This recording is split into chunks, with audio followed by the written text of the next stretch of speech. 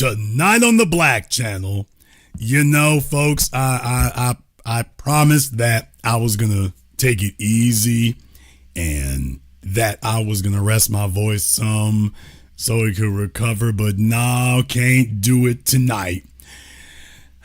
Folks, they pressed out there right now. They pressed.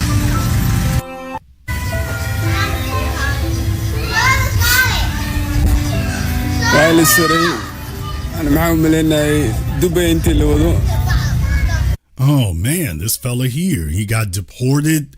He doesn't speak English. He's just trying to make his way through the world, and misfortune has come to visit him. So we're going to try to make it through his Somali language here, y'all. We're going to try to make it through. I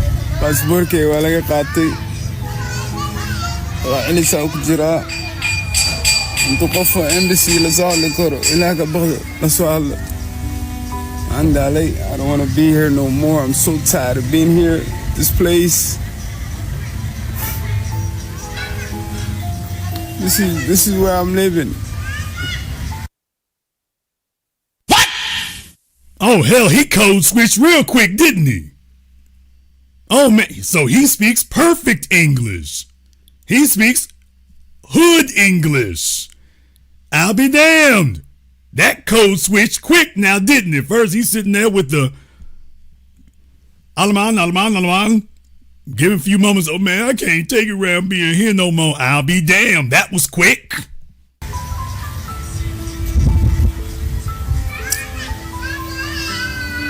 I'm so tired of it. It's just like, I want to go back. I don't want to be here no more. I don't cut my hair. I don't shave. I don't do nothing. I just want to go back. Oh, man.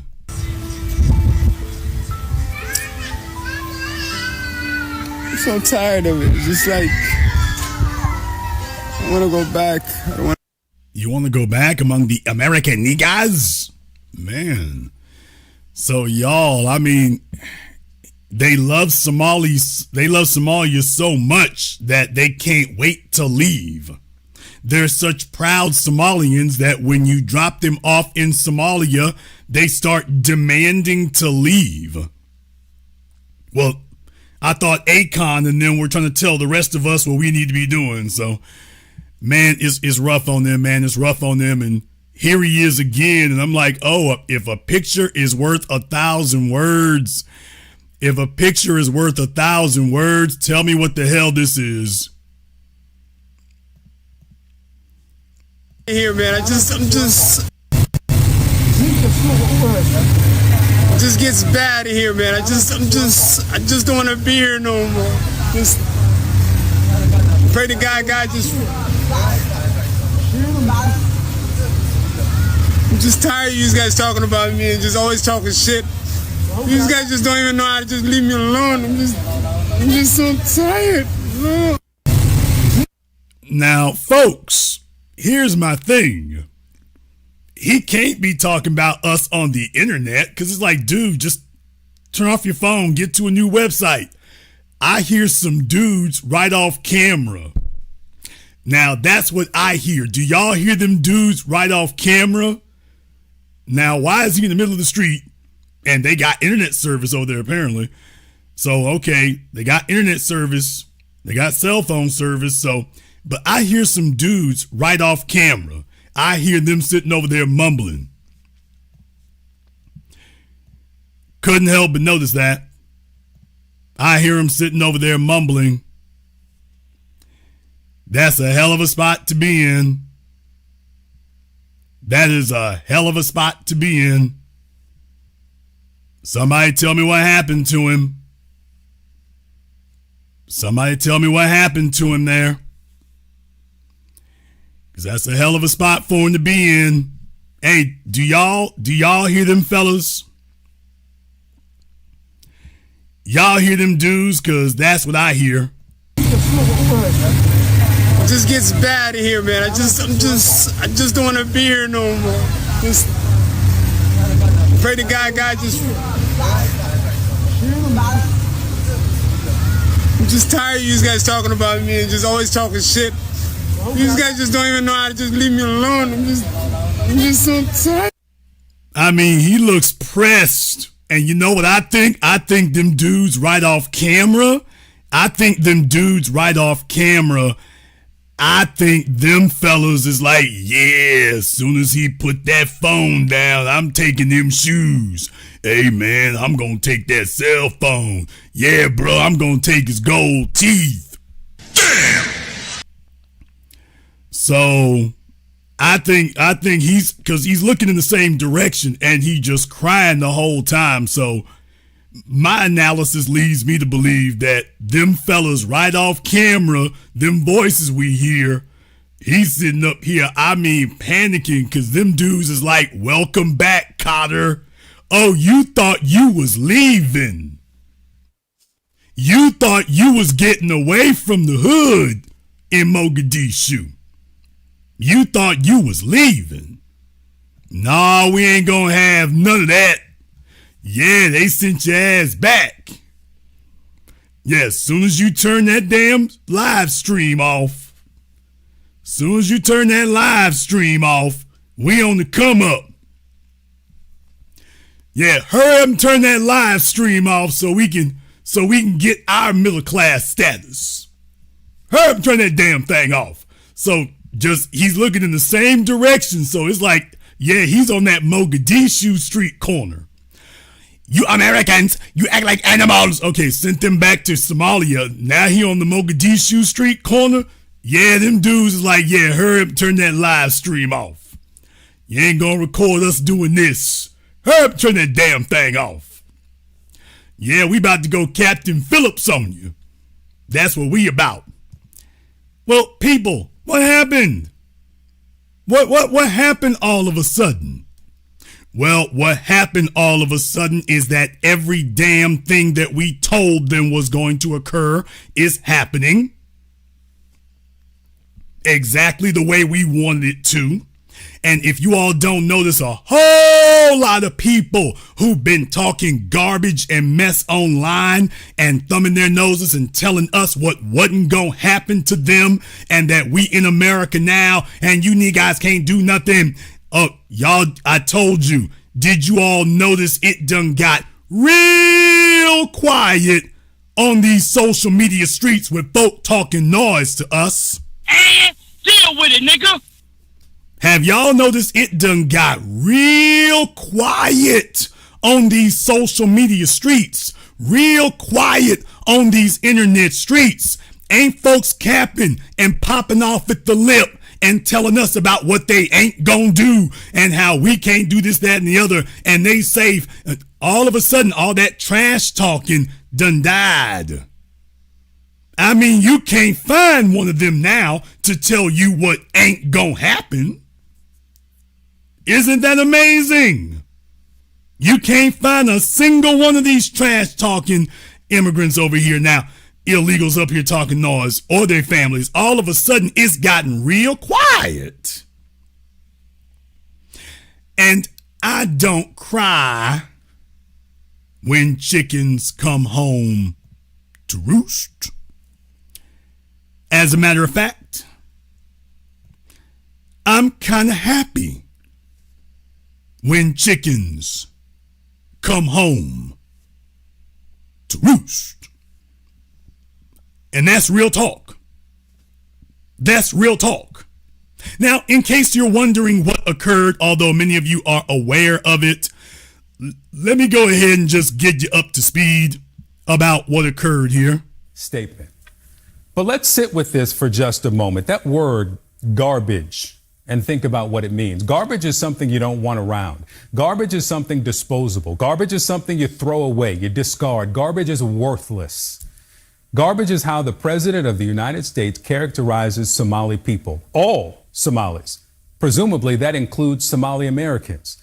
The President says the entire nation of Somalia is garbage.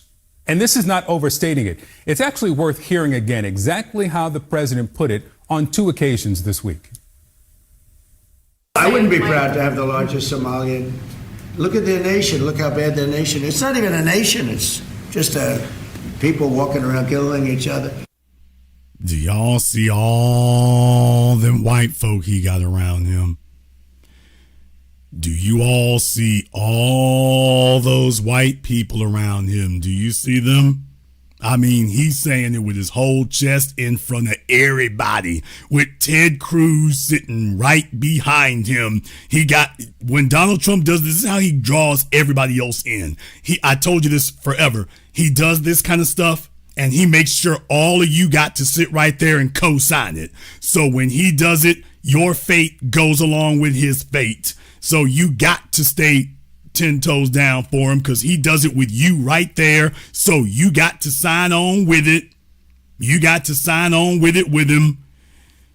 And this time he just said, man, you know what? I'm tired of the jacket. Let me just go ahead and give you the X-rated version. This week. I wouldn't be proud to have the largest Somalian. Look at their nation. Look how bad their nation is. It's not even a nation. It's just people walking around killing each other. The Somalians should be out of here. They've destroyed our country. And all they do is complain, complain, complain. I don't want them in our country, I'll be honest with you. Okay? Somebody would say, oh, that's not politically correct. I don't care. I don't want them in our country. Their country's no good for a reason. Their country stinks. And we don't want them in our country.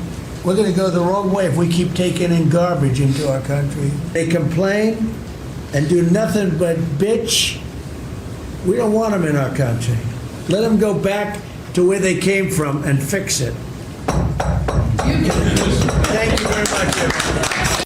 Oh, he said that, and then they start applauding him.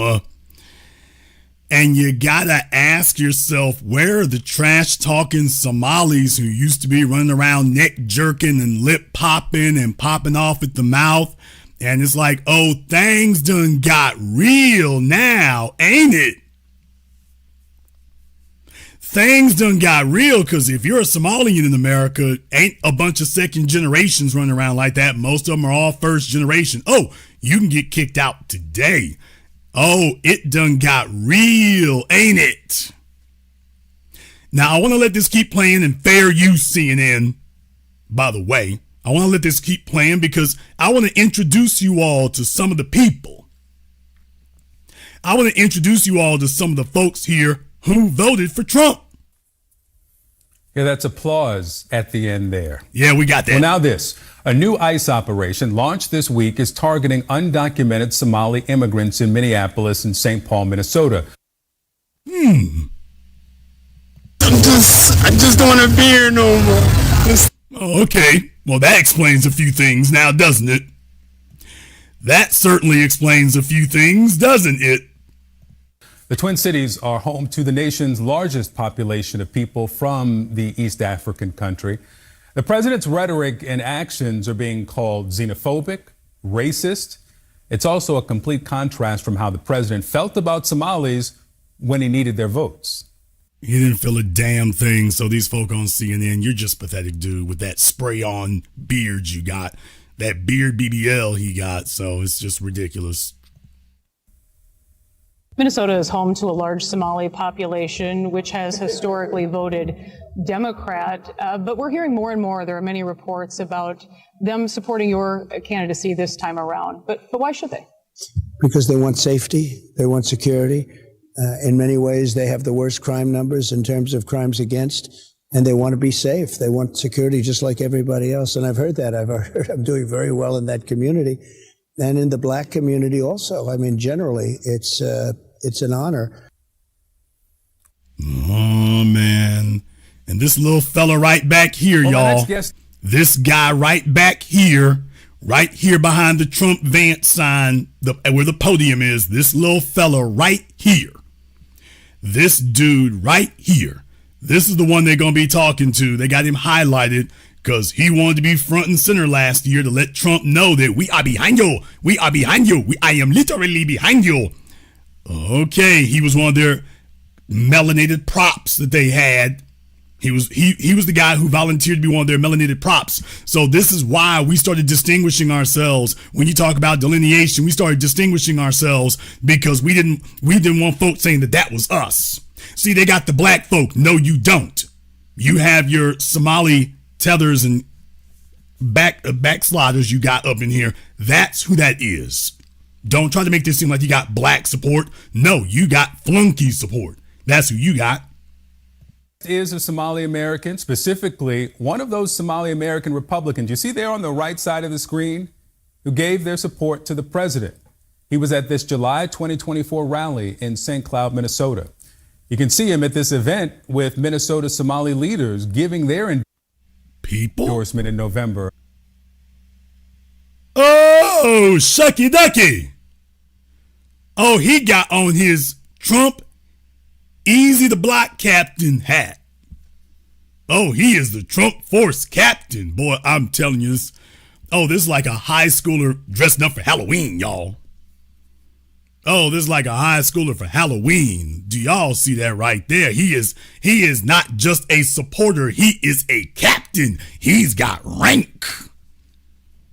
This is just how invested they are in Trump. I didn't say were, I said are. Oh, he like, I got rank. I lord over you niggas. You do not understand. I have rank and recognition with Mr. Trump. I was on stage with Mr. Trump. Mr. Trump knows us. We are on the inside. We are on the inside. We worked hard. We worked hard. Okay, let's see how that works out for you. Easy the blockhead. Of last year, right before the election. Salman Fiki is with us now. He's a business owner and a former GOP candidate for the Minnesota State House.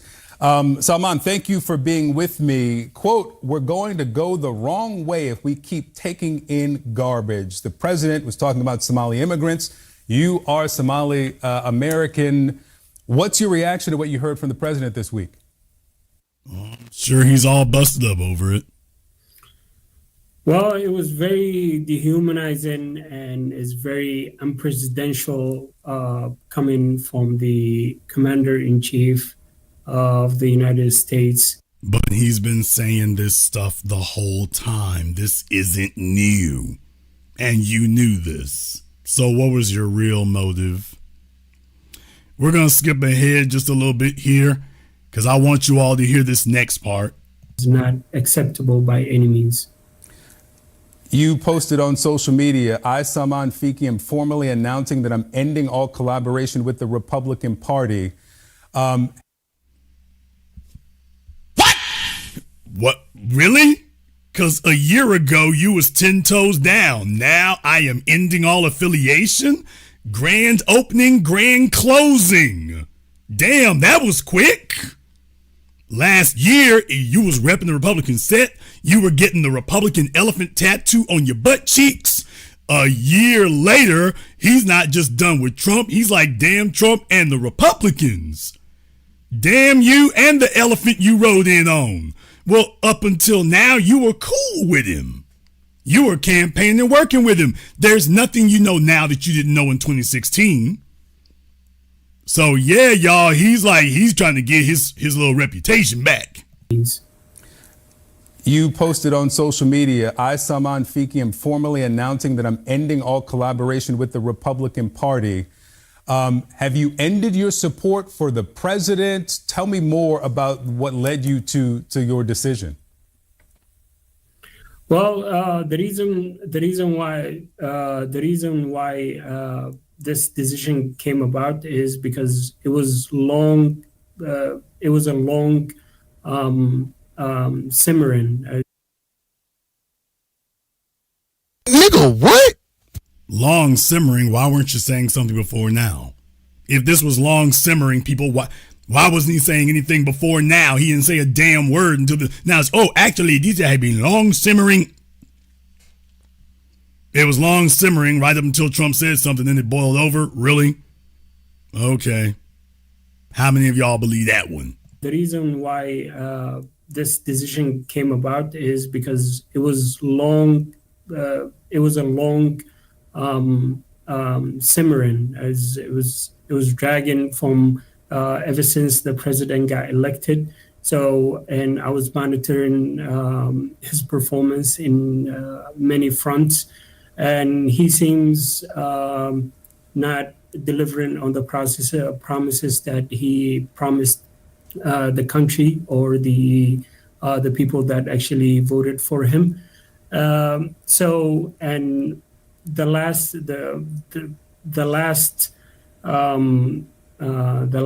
that broke the camel back was when he called Somali community as a garbage.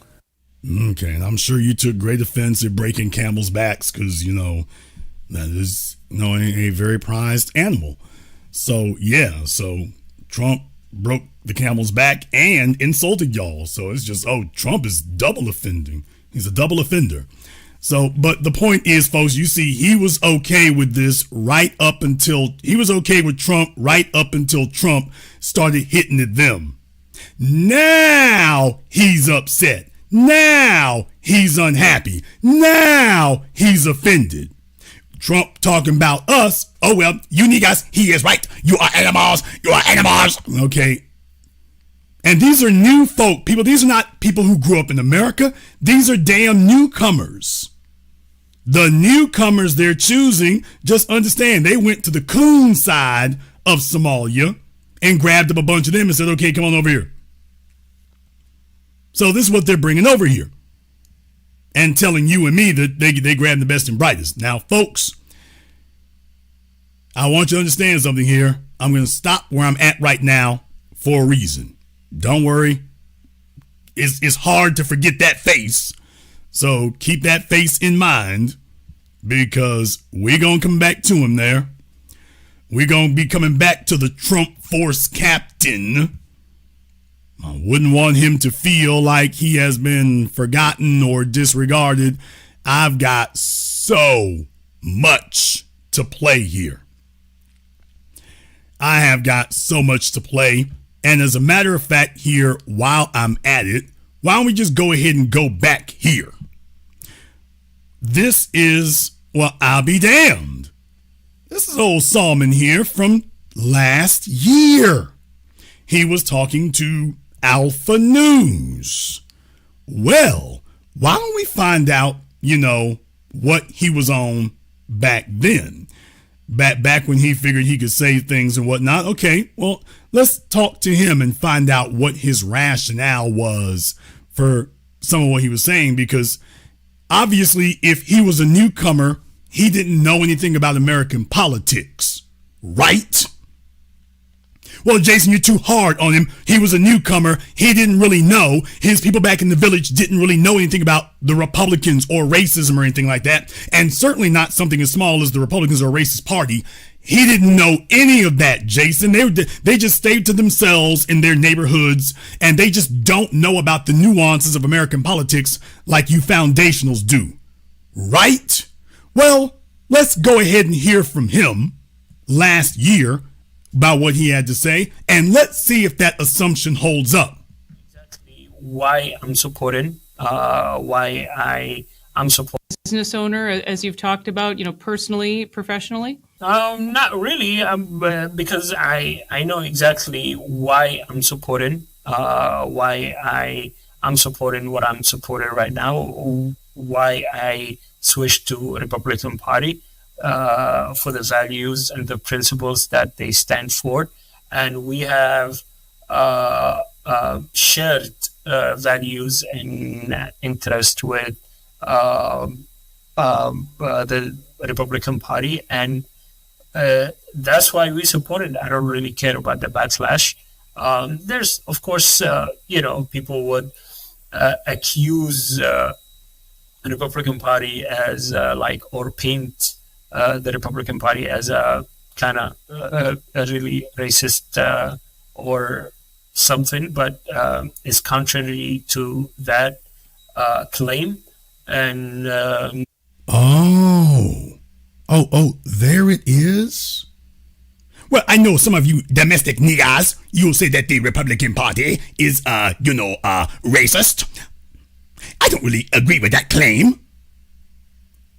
These are your newcomers here. It isn't because they don't know. This is why we stop with the bull jive. Everybody around the damn world knows about the Republicans. They know about white supremacy. They know about racism. And they're cool with it. This is the point we've been making the whole damn time. They haven't been stabbing us in the back by accident. Damn your Pan-Africanism. They have not been stabbing us in the back by accident. They are collaborators with white supremacy. They know full well what it is. They just think they got an opportunity to use it to come on up.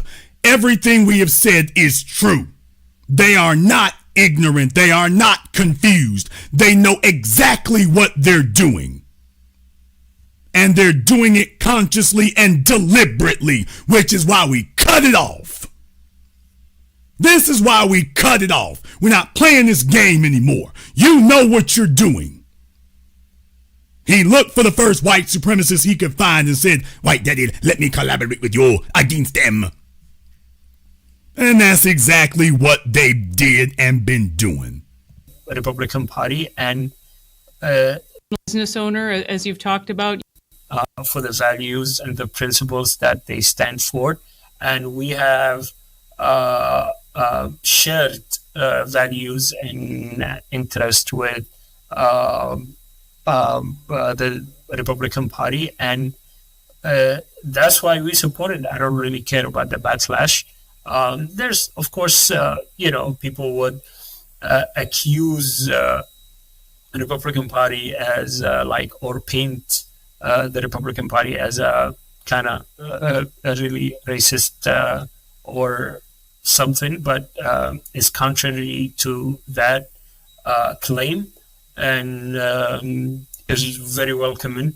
Ever since I joined the party, it was very welcoming, very warm, loving. So, and I think that kind of rhetoric was used in a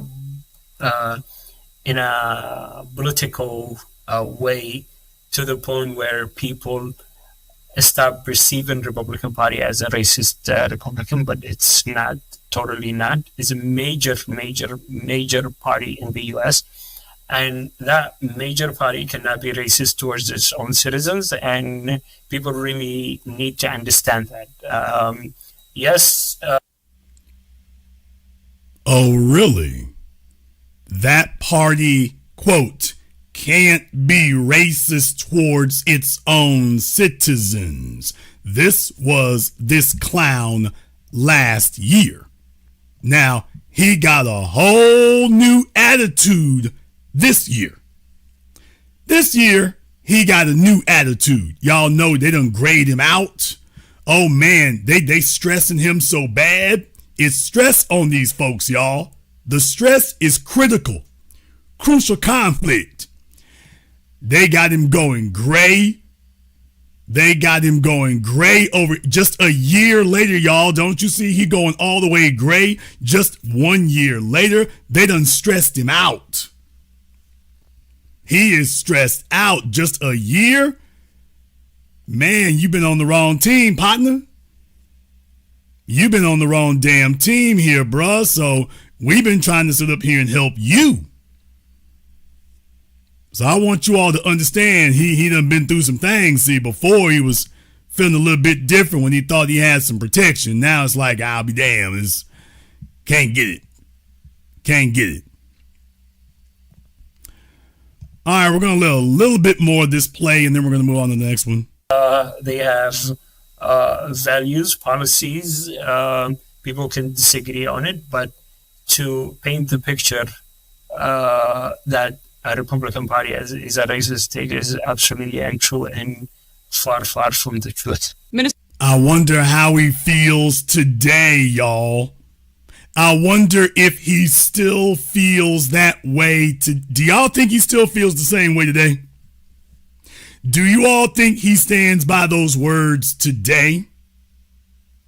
Do y'all think he feels the same way about the welcoming non-racist Republican Party that welcomed him so much? You think he still feels the same way today? Asking for a friend.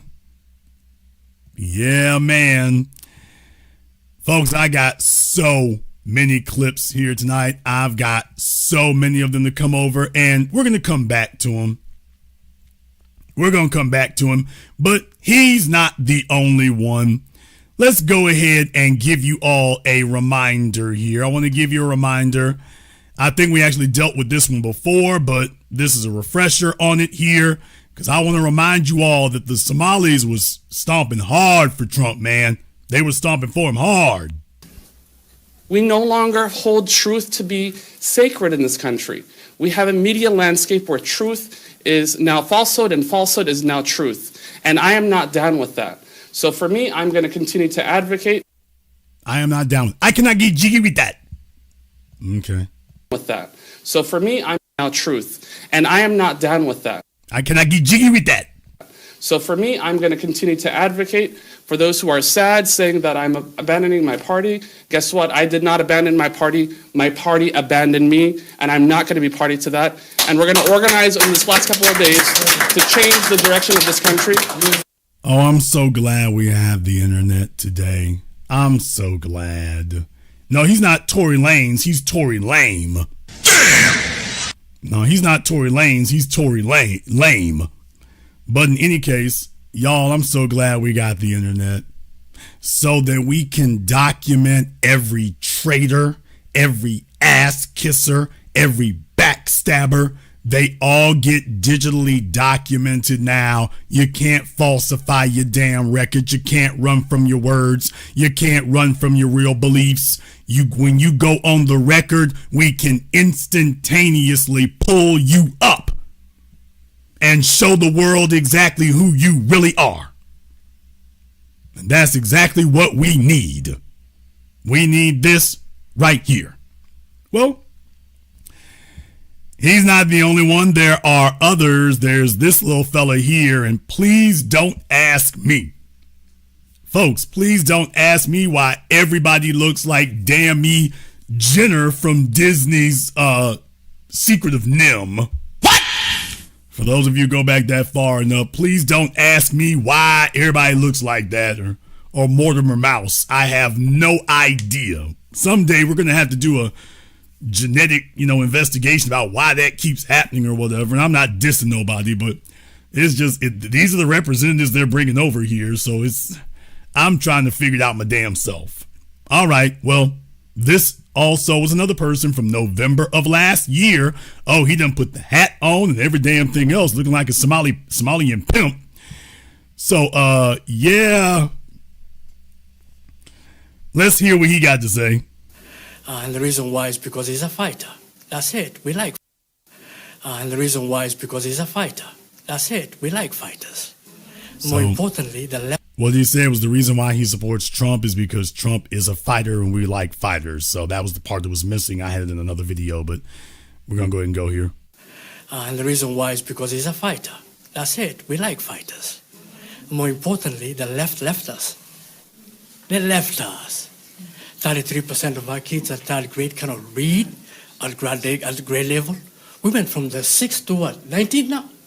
In Minnesota in education? I mean, we are failing in every standard. Okay, well, he said these are their kids. Okay, so I thought you were saying that this was us. Now, so the internet can't lie forever, people. If you just go and investigate a little bit, all this nonsense and model minority and all this garbage, it's lies, people. It's lies. It's always been a damn lie. They were just hoping that nobody would confront them and fight and argue against it. It's a lie. It's always been a lie. It's a lie today. It's going to be a lie tomorrow and next year. It always is. He's going to talk about education. He's going to talk about finances and money and the economy. Yeah, you can't blame us for that right there. Oh, so it's not uni guys. This is reality. The model minority thing isn't just a myth. It's a lie. 33% of our kids at third grade cannot read at grade level. We went from the 6th to what? 19th now? In Minnesota in education? I mean, we are failing in every standard. 8th graders, 60% cannot do math at grade level. These are our kids. We talk about economic conditions here. Our conditions is horrible. We can't afford anything as working class and middle class people. Now, okay, I thought the immigrants were knocking it out the park. I thought the immigrants were killing the game. Now, reality is set in because you can't lie forever, but so much for the dude. They are all doing so much better than you guys here. So much for that. Remember what I told you all, when you sit them down in front of white folk, you're going to get the answer. You're going to get the truth. Let white people ask the questions, and then suddenly you start getting the truth. We can't afford anything as working class and middle class people. Now, please understand this. We love our brothers and sisters who are Democrats, but you left us.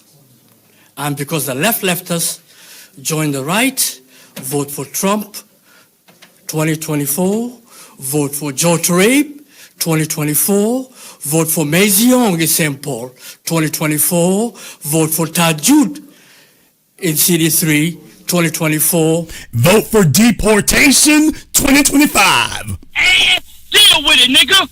So, by the way, you can add that to that list right there. Everything else you vote for, and vote for deportation 2025. Okay, we're on this side of the election ballot at this time. Vote for Tom Emma, our lion, out of St. Cloud. Farhan is here. Okay, vote for a one-way ticket back to Mogadishu with his American flag in his hands. And he's endorsing him. And please go out and vote, because voting for Trump without soldiers is giving him a failure. So please vote. Again, for the school boards, we have a ton of people running who are in the school board. Do you all see this dude is not 10 toes down. If you check his foots, I said foots, not feet. If you check his foots, I swear he got 7 toes on one foot and 6 on the other. What? This fella here is 13 toes down for Trump. He is not 10 toes down. He got toes on the back of his heels. This fella here got toes in places you didn't know could have a toe growing out of it.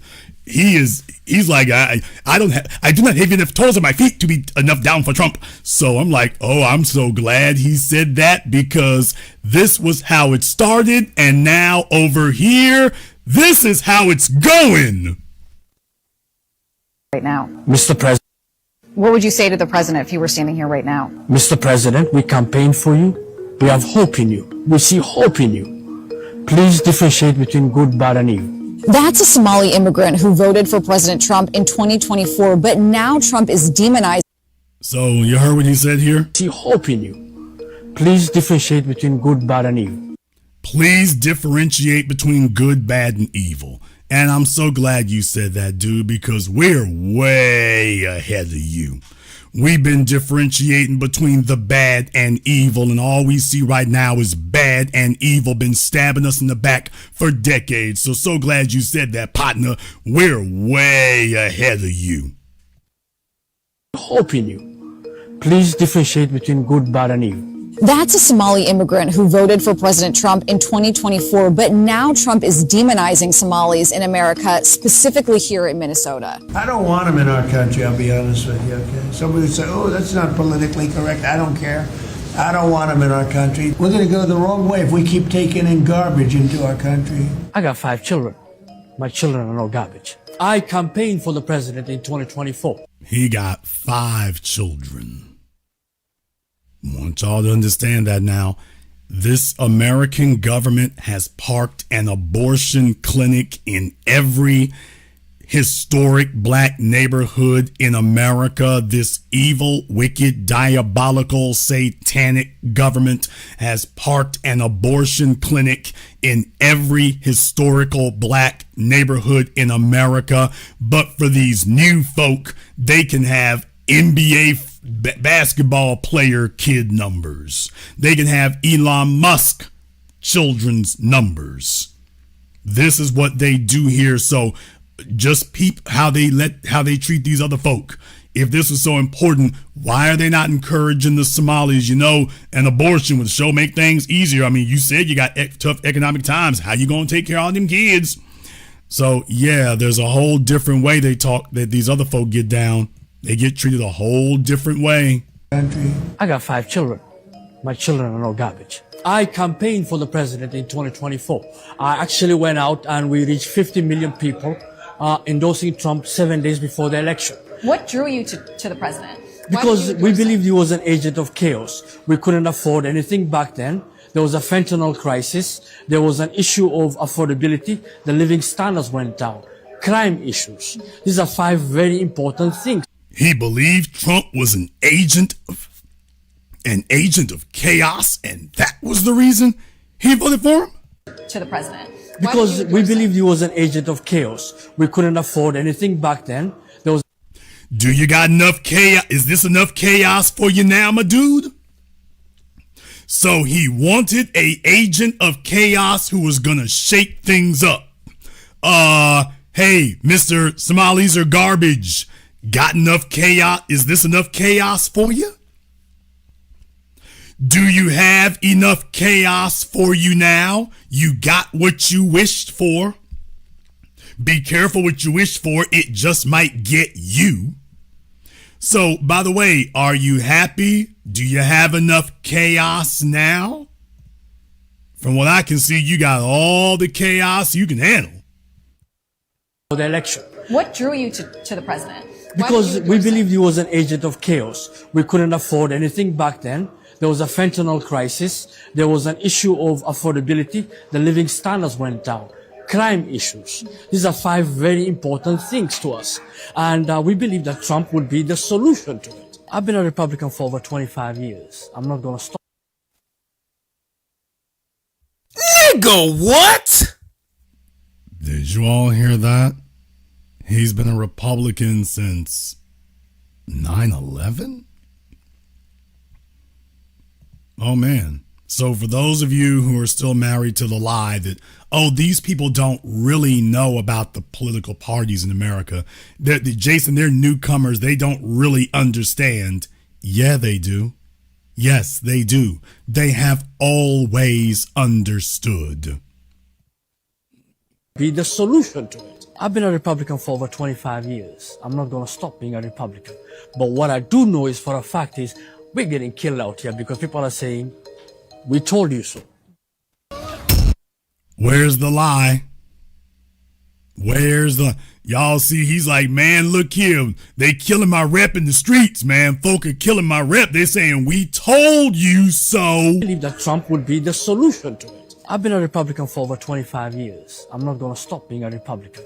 But what I do know is for a fact is we're getting killed out here because people are saying, we told you so. And deal with it, nigga. Well, yeah, we told you so. We have been telling you all this now for 5 decades when you started collaborating with the white supremacists, specifically against the Foundation and the Freedmen. You specifically conspired with them against us. You've helped them at every turn. You've assisted them at every turn. But I want you all to understand something here. I want you all to understand. I did not bring receipts, people. I brought invoices. I told you the program is fully stacked tonight, fully stacked. And by the way, if y'all agree with the fact that we told them so, if you agree with the fact that we told them so, give me the 100 emoji in the chat room and hit the likes button for me.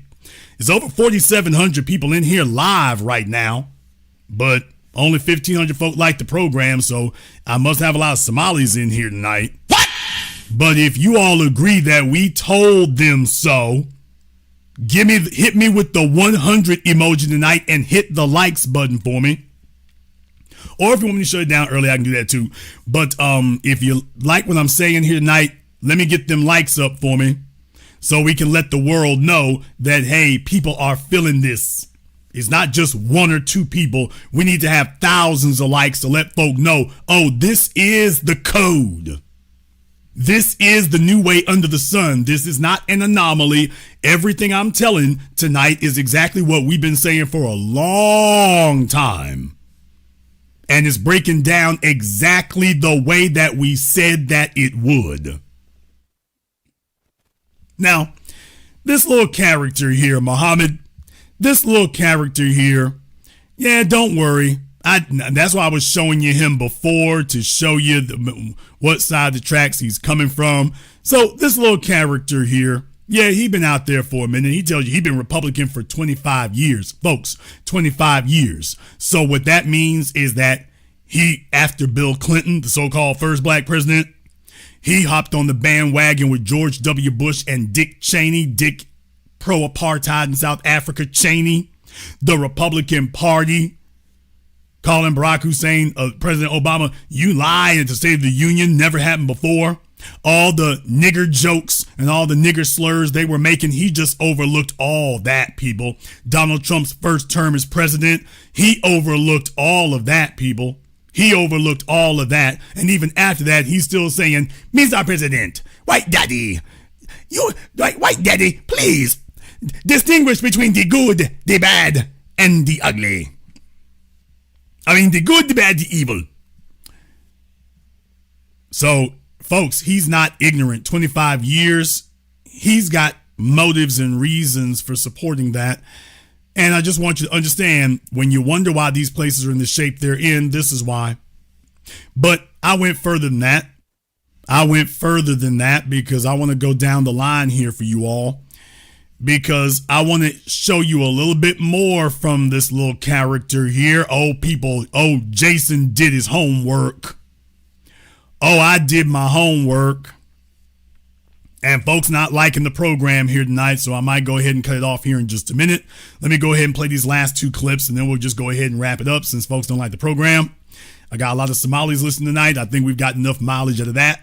But in any case, this is what he was saying. Now, he talked to a fellow named Professor Penn, fair use, sir.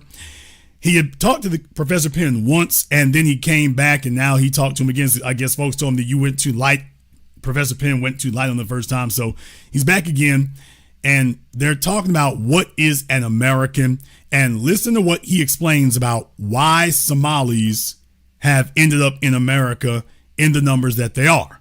Anybody saying that these folks are ignorant or don't understand, or there's not a television in the village, or they don't have Google, so they don't really understand what the situation is, you're a fool or an idiot or a liar or all the above. They perfectly understand exactly what's going on. They just have a skullduggerous motive for doing it. Let's dig in. Please.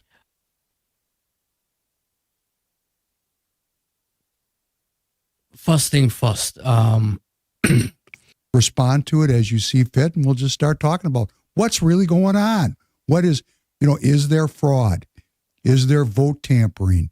Is there an effort to Islamicize Minnesota and the United States of America? People are worried about this, so speak to it. Just starting where you want to. Let's dig in.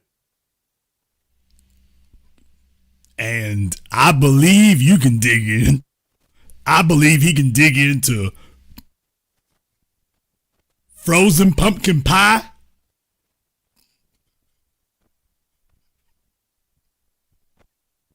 cedar,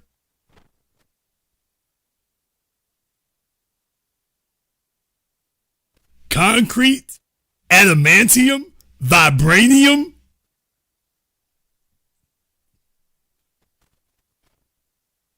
Oh, he can dig in. I believe that.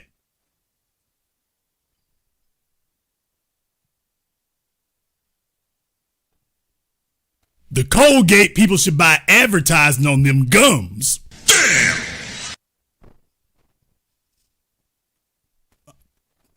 All right, folks, talking about I need to focus. All right, let me get back to it here. Please. First thing first. The immigration, we came because the refugee status got accepted by George Bush 1. George Bush 1 sent troops to Somalia to basically quell the civil war because he had an idea for the new world order and he wanted a piece of territory to be part of America global influence footprint. And whoa, slow down. Slow your roll. What I think I just heard you said is that George H.W. Bush 1 sent troops, American troops, Marines, which is now immortalized with the Black Hawk Down, right? The whole incident. And that was American foreign policy, but actually part of what you called the New World Order, that He was Bush? what did he say? He said it's a big, bright idea. Now, folks, just in case you think that he's freestyling, that he's not learned or educated, or that he hasn't researched on this, he's about to show you, oh, yes, he is. Watch the withering detail that he's about to go into. He's not just throwing these lines out here. He's got data and facts to back it up. He knows the intricate details. So listen to this. You saw that. It's right on the internet. Anybody can go see it. He was the first president to say the New World Order addressing Congress. Exactly. Now, what at that particular moment, America was the policeman of the world. And you have to understand, the Soviet collapsed. West Eastern Bloc, and there's no competition against America. America was dominant. Francis Fukuyama was writing about the death of history or the end of history. Yes. This is amazing time. This is the zenith of American power.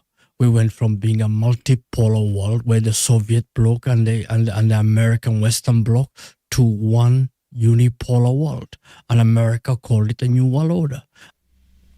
Now, is there any jackass or idiot or internet liar out here who thinks he didn't know what he was voting for, that he doesn't know the history of the Republican Party and American imperialism and why they came to Somalia?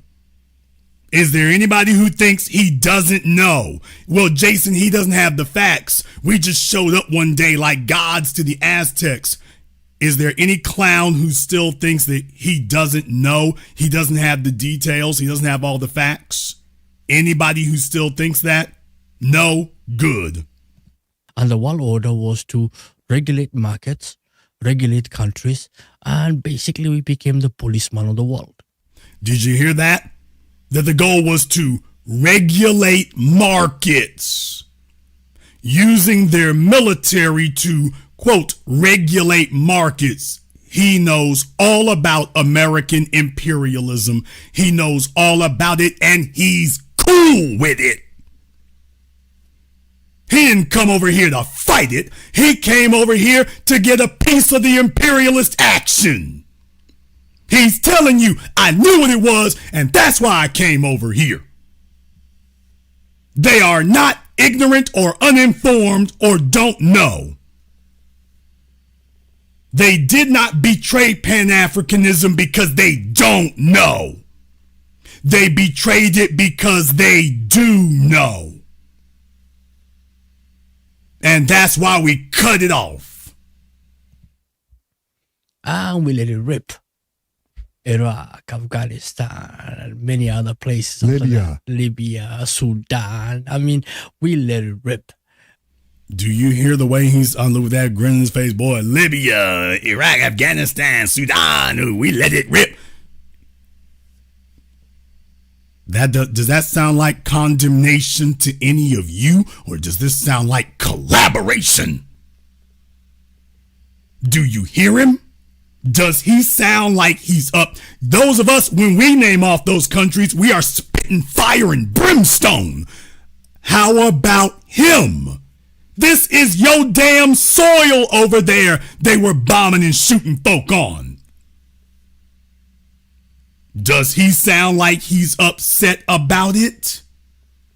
Does he sound like he's unhappy, or does he sound like, yeah, man, damn Somalia, get me the hell up out of here? While you talking about your Pan-Africanism, does he sound like he's proud of Africa to any of you? Before somebody decides to try to be your tour guide through Africa and sell you a safari, by the way, does he sound like he's proud of Somalia to any of you? And we try to be everybody's guardian angel. People called us threats, and it scared the world right back into multipolar world. And Somalis came to America in the 90s. Legally. And what happens is in the 90s, Somalis have been coming to America since the 40s. That's illegally, and it was just 1 or 2, so don't try to act like there was some major numbers here. They're only 1% of the population of Minnesota to begin with, by the way. He's going to go into that, by the way. But don't try to act like y'all been repping and there's a Somali hood everywhere. No, it's not. You had 1 or 2 over here who came over on an inner tube somewhere. But no, there were no appreciable numbers at all. Not till we get to the 90s. That's why you don't have a bunch of second generations here. You're still waiting for them kids to grow up. So no, don't try to give that misleading impression. That is not what it was, and it damn sure ain't what it is today. To Marines, I got families that have been coming here since the 40s, the 1800s. My family was educated here in the 70s. Okay, you're talking about the 1800s. Lie. Folks, I'm just saying they start freestyling. They start freestyling their history and making things up since the 1800s. Sit your goofy ass down. University of Houston, University of Texas Southern University. I mean, Texas was where we went to get educated all the way down to the 80s. Okay, but folks, you know who else showed up around them times and whatnot? Barack Hussein Obama's daddy, Kamala Harris's kinfolk. People, remember, we opened those doors in the 60s. So all of these people that they opened the doors to in the 60s, the political parties have been handpicking the traitors, the coons, and the backstabbers. Those are the Stephen A. Smiths. Those are the ones they promote. Those are the ones they give big contracts to. Those are the ones they rise up in the political parties. The folk that we opened the doors for in the 60s, they full grown now and have fully bought into the system. So that's why the names are all familiar. So it goes back to the same time frame, 1960s, early 1970s. All the folk we're having trouble out of, all of the backstabbing newcomers that we're having trouble out of, yeah, their people landed, or shall I say plopped here, 1960s, 1970s. All the chronology lines up. We are not incorrect. They are confirming that everything we've said as far as the chronology, it is all correct. It ain't the 1800s, you lying ass. It is the 1960s and 70s. Right after we got the Civil Rights Act, they made sure they passed an Immigration Act. And then here they bring over the newcomers who are completely committed, not against the white supremacist government, but against the black population that was here. And your people wasn't no part of it. Until India became cheaper. And now China is cheaper. They're going to China. They're not coming to America anymore. And the citizens came to America and we got citizenship. Now it became cheaper. And now China is cheaper. They're going to China. They're not coming to America anymore. And University of Houston, University of Texas Southern University. I mean, Texas was where we went to get educated all the way down to the 80s until India became cheaper. And now China is cheaper. They're going to China. They're not coming to America anymore. And do you see he's running down you all the numbers, the geography and all this stuff right here? And dude, I know it's hard to swallow with them teeth, but try, nigga, try.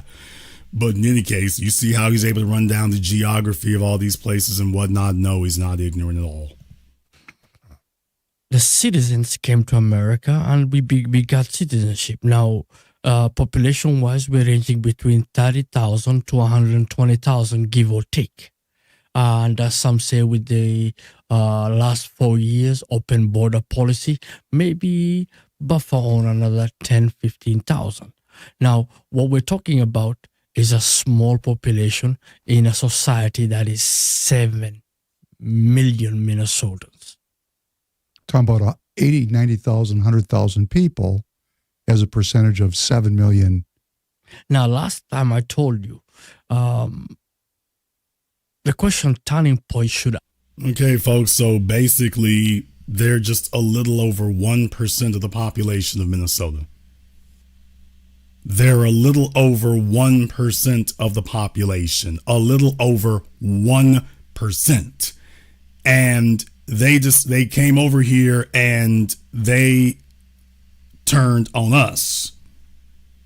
They have invested themselves in helping the dominant society, and they chose to attack us. That's who they've been aggressive against. Ask is, who is an American? And you started with that preface. And the question that we need to ask is, are Somalis Americans? Well, if they're holding an American citizenship, if they're lawfully here. So what is an American? When they talk about Now, I'm not going to sit here and play all of this here because there's something more important. So for any of the dead enders who are hoping, well, Jason, you see what the problem is. You do not understand. You're taking his words. I'm playing his words. I'm playing whole minutes of it, so it's in perfect context, so you can't tell that lie. But how do you know he has anything against you? We do not even know that you are there. We are about our business. It is not that we are white ass ass. It is not that. We are just living our lives. Okay, so the fella asked him about Somalis and whether or not, they drink and things like that. And he was telling him, the Muhammad guy is telling them they don't drink. They don't drink or anything like that. And listen to this next part, because this next part, indirectly but directly, this is the part about us. These are Americans. You never know what the hell they're doing. Well, but my point is that the community itself is not hegemonic. It's got all. Some drink, most don't. But there are some people that are drinkers. Yeah. They're talking about he said the Somalis are Muslims. We don't drink. Other fellows call him out. Actually, there's some folk who do there, though. Well, I mean, yeah. Remember, white people are truth serum. If they ask the questions, they're going to tell the truth to them. They'll lie to you and me and lie for years, but let white people ask the questions and all of a sudden you get straight to the truth. But they probably don't eat pork, but they drink, or do they eat pork too? These are Americans. You never know what the hell they're doing. We know exactly what they're doing, dude. They're all over Twitter and Facebook, dude. Stop that nonsense. Well, but my point. And he's wearing the hat indoors, so let that be make of that what you will. It is the community itself is not hegemonic. It's got all kinds of different expressions. There is no monolithic Somali. We are different. Even within ourselves, we're different. Are there Somali men and women that are intermarrying out of the community and join, let's say, the Catholic Church or the Lutheran Church? Is that also going on? I've seen a few Christian Somalis, and that is rare to come by. But what we do is intermarry outside the community. My niece just married a Korean. My cousin is married, she was a Marine translator, and she married a Pennsylvanian, excuse me for a better word, a redneck. And did you hear that? Yeah, did you hear that? Okay. Yeah, I want to make sure you all got all these details up in here about that. Was a Marine translator, and she married a Pennsylvanian, excuse me for a better word, a redneck. And wait a minute, a Pennsylvanian redneck? I mean, the guy is awesome. I love him. But the guy goes hunting and everything else. I mean, I'm talking about he's all out. And he went ethnic all the way. My nephew is actually in Colorado trying to join the Air Force now. I mean, he's a hunter. I mean, 2 of my nieces are married to Puerto Ricans. I mean, my family. So there is intermarriage. There is intermarriage, but we're trying to marry within ourselves. Well, that's no different than. Oh, did y'all hear all that? Yeah. So in his family, they marry Asians, they marry whites. I'm talking about real world whites. When you use that word outside of the deep South, I mean, they found one in Pennsylvania. Do you know how hard you got to look to find one in Pennsylvania? You're not in the deep South. You know how hard you got to look to find one of them there?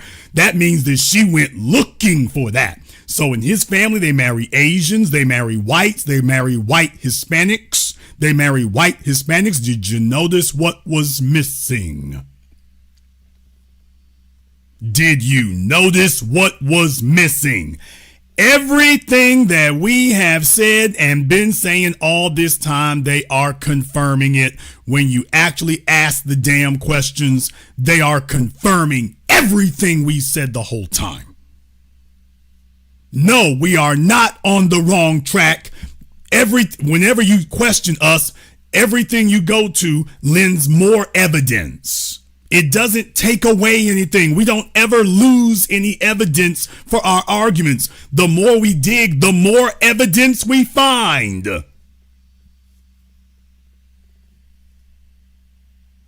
Do you think that they vote for Trump because they're not racist? No, they vote for Trump because he is.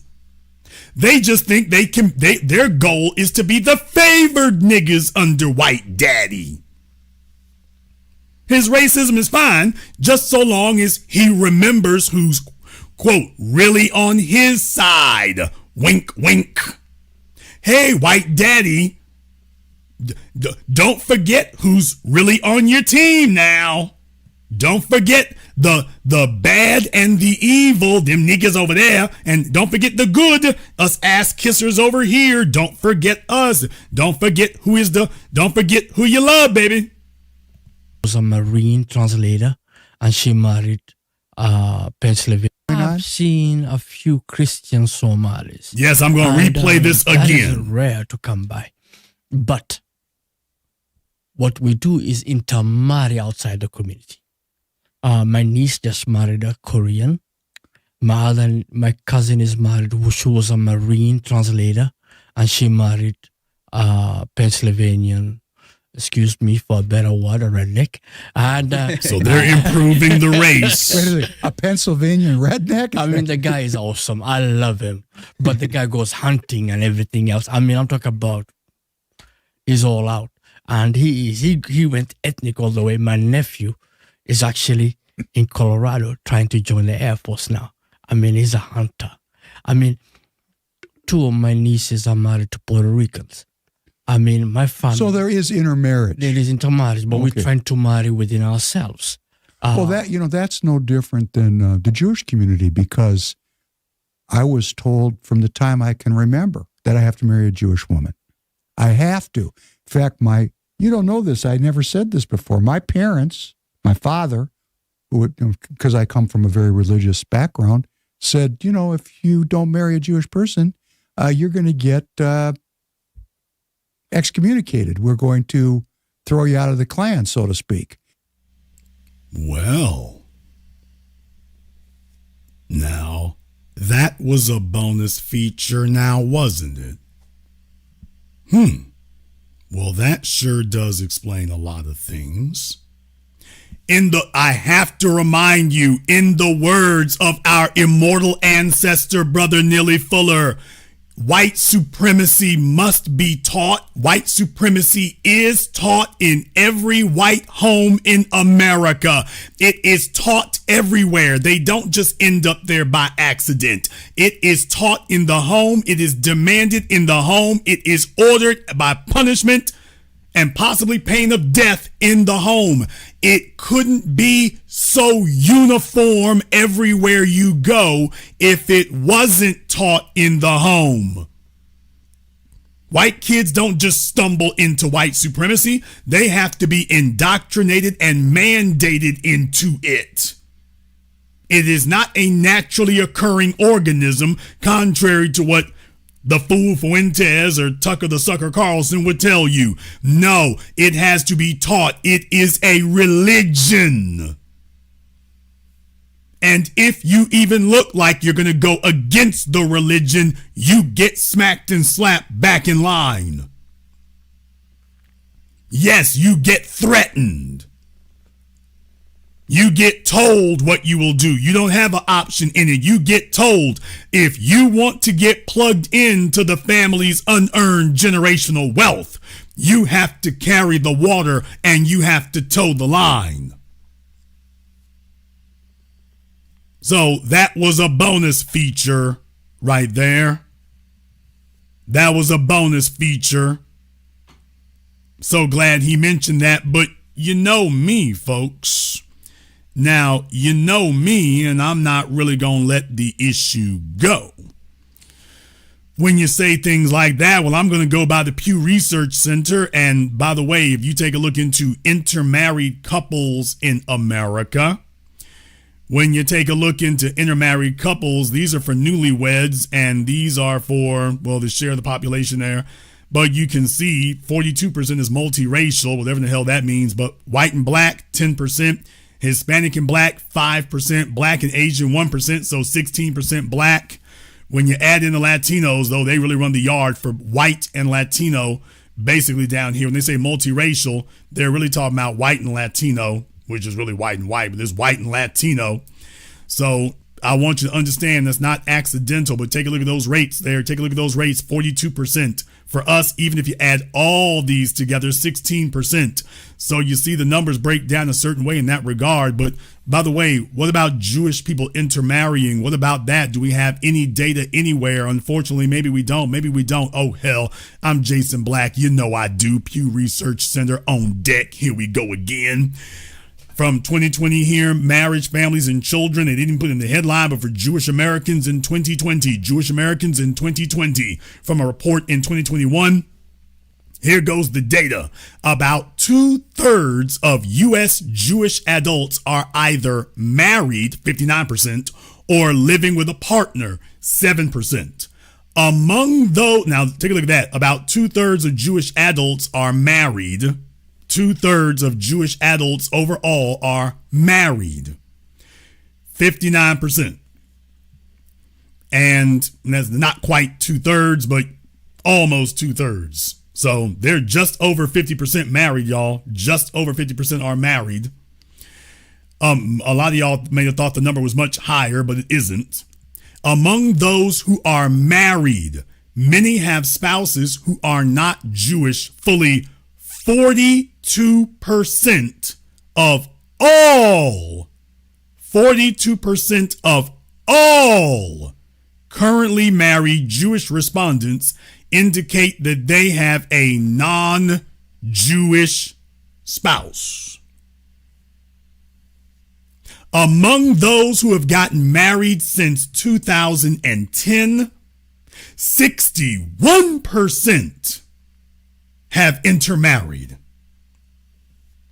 Now, in the Orthodox Jewish community, they can't get 100% over there. 98% of Orthodox Jews are married to another Jewish person, but that means 2% have intermarried. So they can't get 100% even in the Orthodox folks. So no wonder they're cranking down on people so much. If one excludes the Orthodox, if you exclude the Orthodox Jews and only count the non-Orthodox Jews who have gotten married since 2010, 72% are intermarried. All 3 out of 4 secular Jews, they say non-Orthodox, 3 out of 4 secular Jews, basically. 3 out of 4 secular Jews, which is the ones you all meet, the ones most of us meet, 72%. So you see what this means for the future, don't you? You want to know why folks act a certain way sometimes? Yeah, you take a look at what these numbers, demographics are destiny. Take a look at what these numbers portend for the future, because these other folks are looking at it. So I just thought I would stop there for a moment and let you know that, by the way, the 720 degrees of analysis you receive absolutely nowhere else. I bring the numbers because I am serving my function as the anchor man of the new black media to make sure you all have all the information and analysis you could possibly use, and it is reliable and sourced. So if anybody tries to question it, I brought the sources. So yeah, the Somali cat here, yeah, he didn't end up with the Republicans by accident. He went looking for them. He's perfectly comfortable with white supremacy. Perfectly comfortable with it. And all he asks is that Trump just remember who his real friends are. And that reminds me. That does remind me. Yeah, where is that? Yeah, this guy, Fiki. That's his name, Fiki. Yeah, Salman Fiki here. Yeah, by the way, hey Salman, now that you have had your ass broken by White Daddy, you've been humiliated in front of the world. So glad to see that you've had a day of reckoning here. And certainly now, Did you learn anything from your experience? Did you learn anything from this? Do you have any regrets about who you voted for? As a garbage. Do you regret your vote for President Trump? No, I don't regret my vote. Nigga, please. Oh, you thought it was going to be something different? You didn't think that was going to be his answer. You thought that he was done buck dancing. You thought he was done samboing, Somali samboing. You thought he learned his lesson, people? Is that what you thought? You thought he turned over a new leaf? No, people, they don't mind white supremacy. They don't mind it. They don't. They don't. I'm not being hyperbolic. I'm not exaggerating. I'm not making it up. No, they are devotees. They're true believers. They are showing you why this is happening. They're showing you why. It's happening for a reason, and you can see the reason. It's not happening for no reason. It's happening for perfect cause. Do you regret your vote for President Trump? No, I don't regret my vote that I voted for Trump because where I see politics, I see politics through conservative prism, and I still have conservative values, and I see politics through that lens. White supremacy is what they conserve. So when you say you are a conservative, you are conserving Trump. Trump is traditional America. But this from a newcomer, y'all. He's talking about conservative and conserving. You just got here. You weren't even born on American soil. And he's telling you that he's here to conserve it. Dude, what Trump just laid on your ass, that is conservative. So stop your damn whining. That is conservative.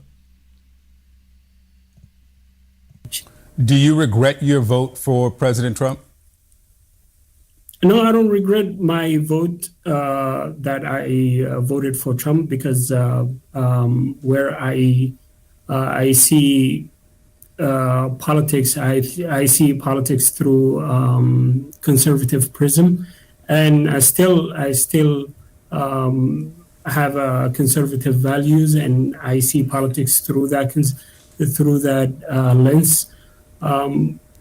But I withdraw all connections from the Minnesota GOP, from the Republican Party, for not standing up for the Somali community. Yeah, let me actually play something from a Minnesota Republican Congressman Tom Emmer. This is after the president's remarks.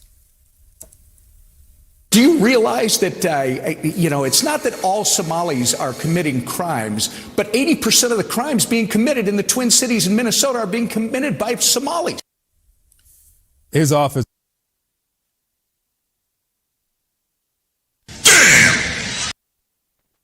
Yeah, those are your Minnesota Republicans. Now, that's not even Trump in Washington. That's your local Republicans putting it on your Mogadishu ass. Oh, man. Now they're getting the you niggas in crime. Now they're getting the crime stats treatment. Yeah, they figured that they're only 1% of the population. Oh, don't worry, we'll get by. No, they're giving you all the, you're the source of the crime. Yeah, the per capita treatment. They're giving them the per capita treatment. However, damn, 80%. They better not ever say a word about us again. 80%? 80? That means they bringing in other Somalis from other cities to help them out. What? Folks, they must be bringing in other Somalis from other cities. Hey, we need to knock over this liquor store. And 80%? Whoa, that's not a little bit over. That's way over.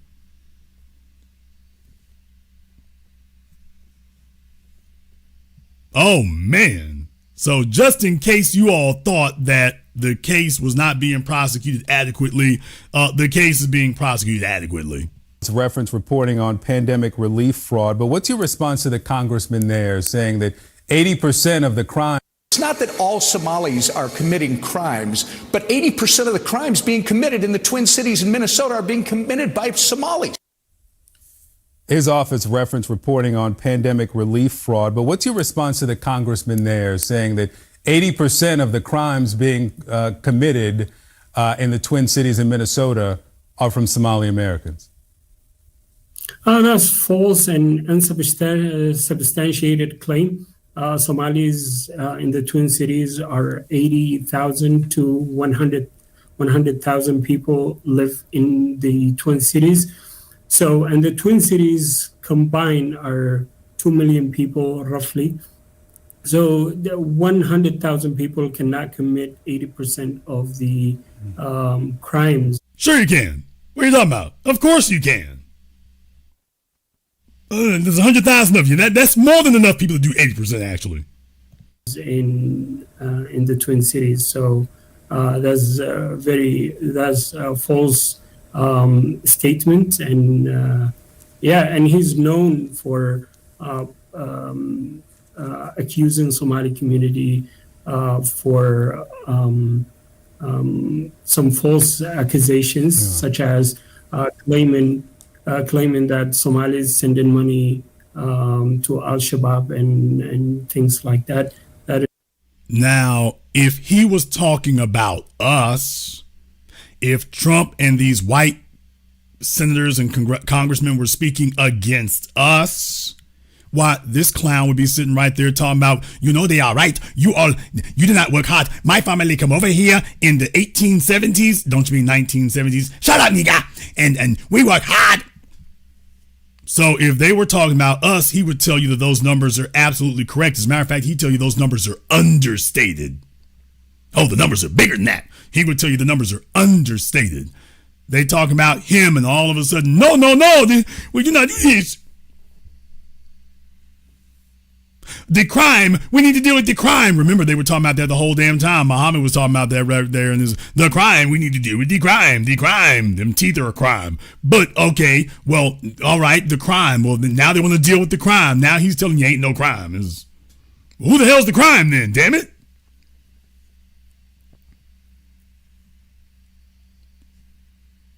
Who the hell's the crime? So, folks, they are unhappy. They are unhappy. If you supported Trump, man, it's just rough on you, man. It's just rough. It's just rough. They thought that they were about to get promoted. They thought that they were about to get their promotion in a system of white supremacy, which is exactly what the hell they've been doing over there in Africa all this time. They've been doing it over there for decades. We just woke up and stopped playing along. But the truth is, this is what they've been doing the whole time. With the French, with the Portuguese, now with the Asians and the Russians and the Americans.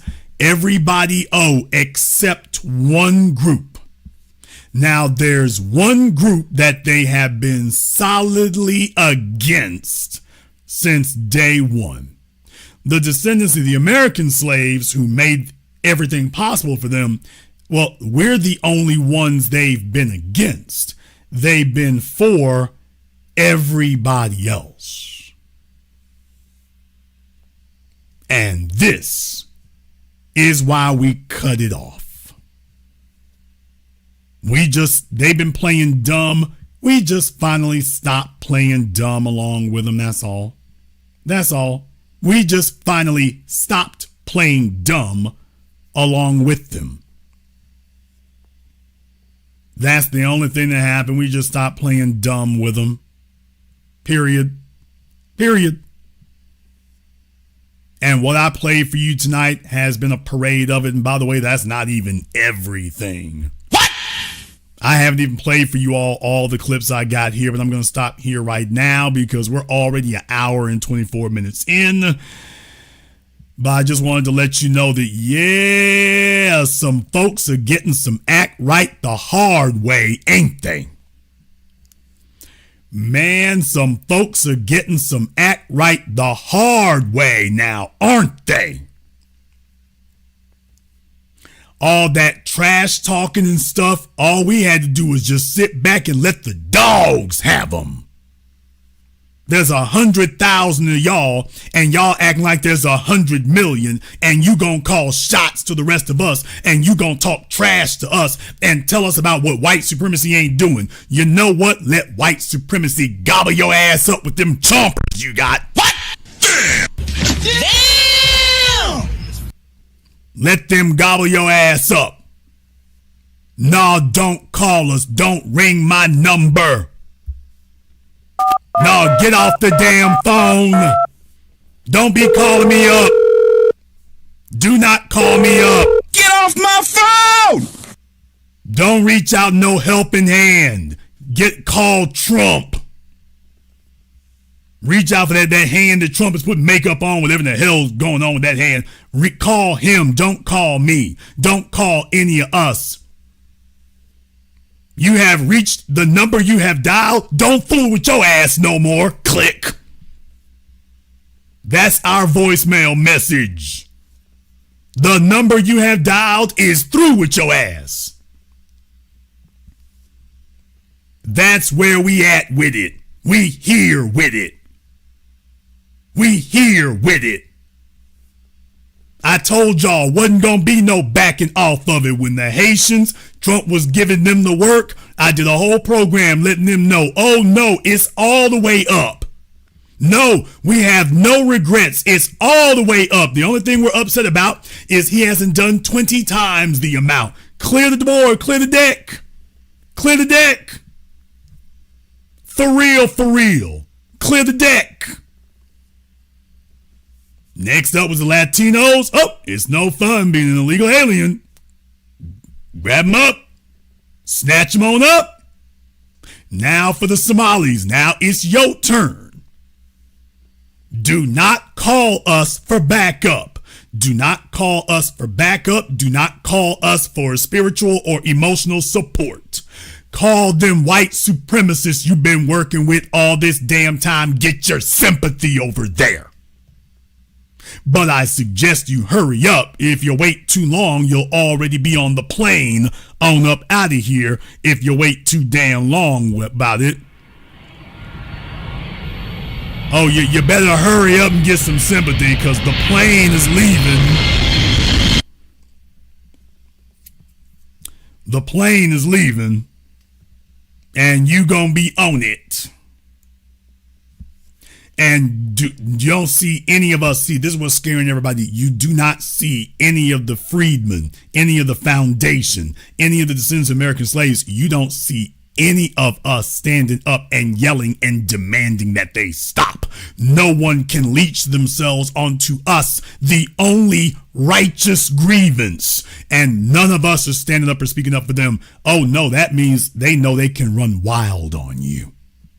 That means that they know they can do you however they want to do you, and there will be no consequences and no repercussions from the richest black people in the world. The richest, most connected, most organized, most effective black people in the world. And we will not be saying nothing for you. Oh, wait a minute. I forgot something. I forgot something. Oh, before I let this go. About old Fiki here. Oh, I wasn't done just yet. I had left something out.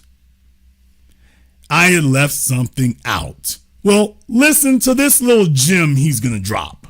Minnesota has the largest Somali population in the U.S., about 90,000. And I asked Trump during that interview that I was able to do with him for Alpha News why it seems that more and more Somalis are supporting him. And he said that he believes it comes down to safety, as you mentioned as well. Like so many other Americans, they want to be safe.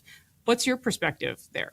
Well, safety is one of the major concerns of the Somali community because if we look back at what happened in 2020, so the riots happened in, Lake Street, and Lake Street tend to be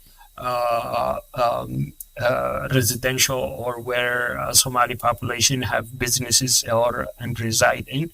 And many businesses went out of business because of the riots and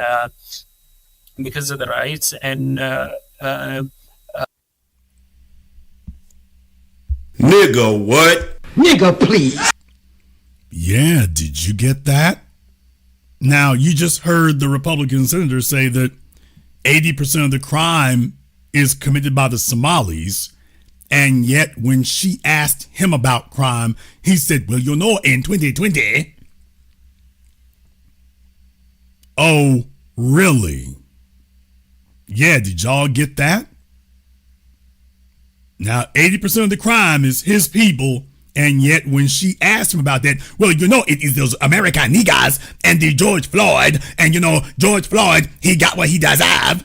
Because, by the way, they were in Minneapolis where that happened. So he says the crime wasn't the police. The crime was those who were fighting against white supremacy. That was the crime. 2020, okay, the Republicans aren't talking about 2020 for y'all. They're talking about 2025. They're talking about today. So do you see how he did what Megyn Kelly and the white supremacists do? They talking about him and oh no, it is not us. It is those niggas.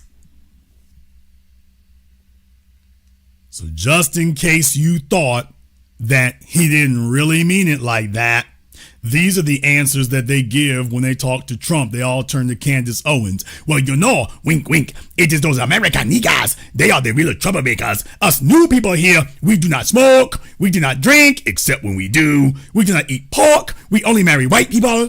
And we are the good people. Do not forget. Do not let the bad and the evil outweigh the good. And we are the good. So I just wanted to let you know that when he got to talk to these people there, why he was very quick to let you know that the problem isn't him and his people. Oh, no, the problem's not him and his people. The problem is us. What's your perspective there?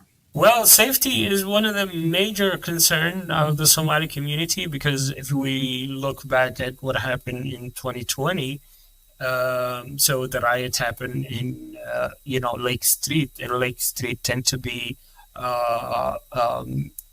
residential or where Somali population have businesses and reside in. And many businesses went out of business because of the riots and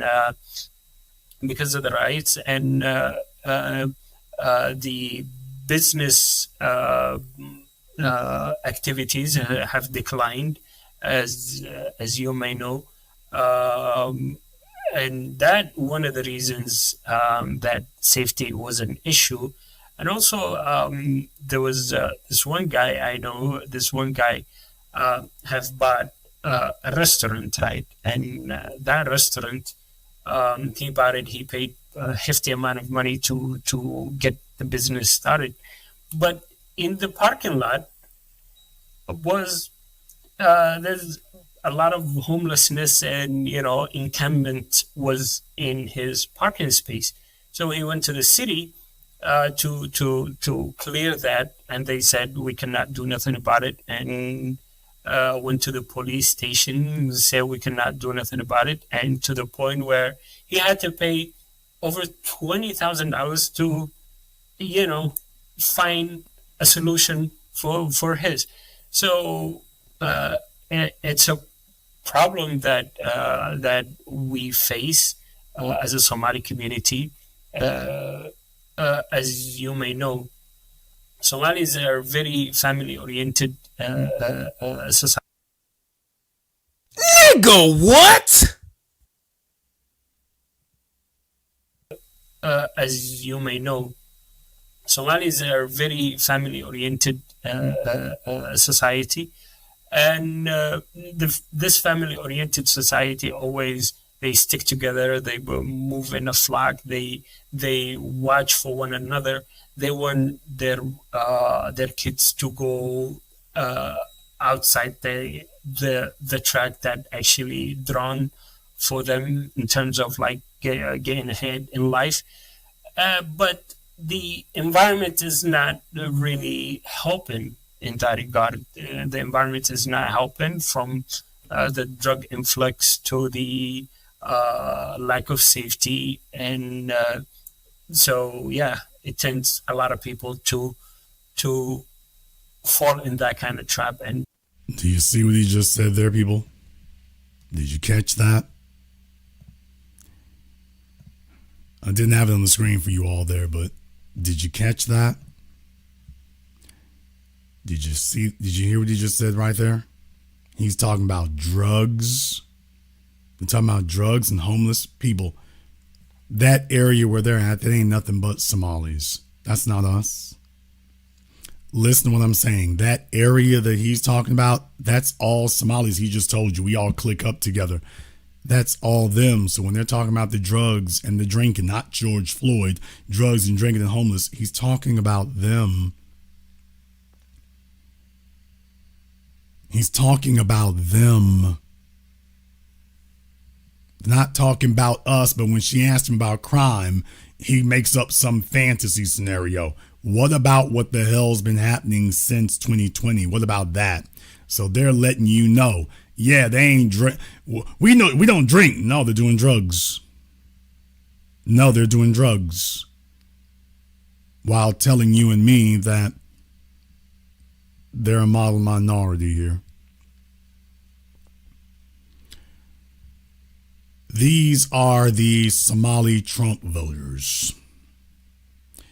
These are the Somali Trump voters. And no, they're not sorry. They are not repentant. They're only unhappy that they got made fools of so blatantly. As it always happens, they told themselves that they were going to be spared, that they were going to do what they do over there in Africa, kiss Sally Struthers' ass, and that the white supremacists would bomb on the rest of you Negroes, and they would leave these ass kissers alone. That was what they were banking on. That was what they were counting on. It's what they always count on. Yeah, we're going to kiss White Daddy's ass and he's going to bomb on the rest of you. He's going to let us be. We're going to be all right. They're going to bomb on the rest of you. And that's good for us. Heh, heh, heh. They're going to clear the zone. Thanks for opening up the doors to get us over here. They're going to now we're going to help White Daddy clear you out. After the rioting. Heh, heh, heh. See, they never imagined that they would be the first ones on the train to Dachau. They never. And Dachau me ass. It's like, dude, you back home. How a nigga gonna cry like this and he back home? Bruh, this where you from, man. Get over there and work hard. This is your time to shine. If you're such hard workers, get over there. This is the perfect time to demonstrate work hard. It's time for you to get over there and work hard. This is a perfect opportunity for you to work hard now. And they're saying they turned it down. They don't want to do it. I mean, he's boo-hooing and singing the blues. Isn't this his time to go ahead and work hard? Isn't this his opportunity to show us all how it's done?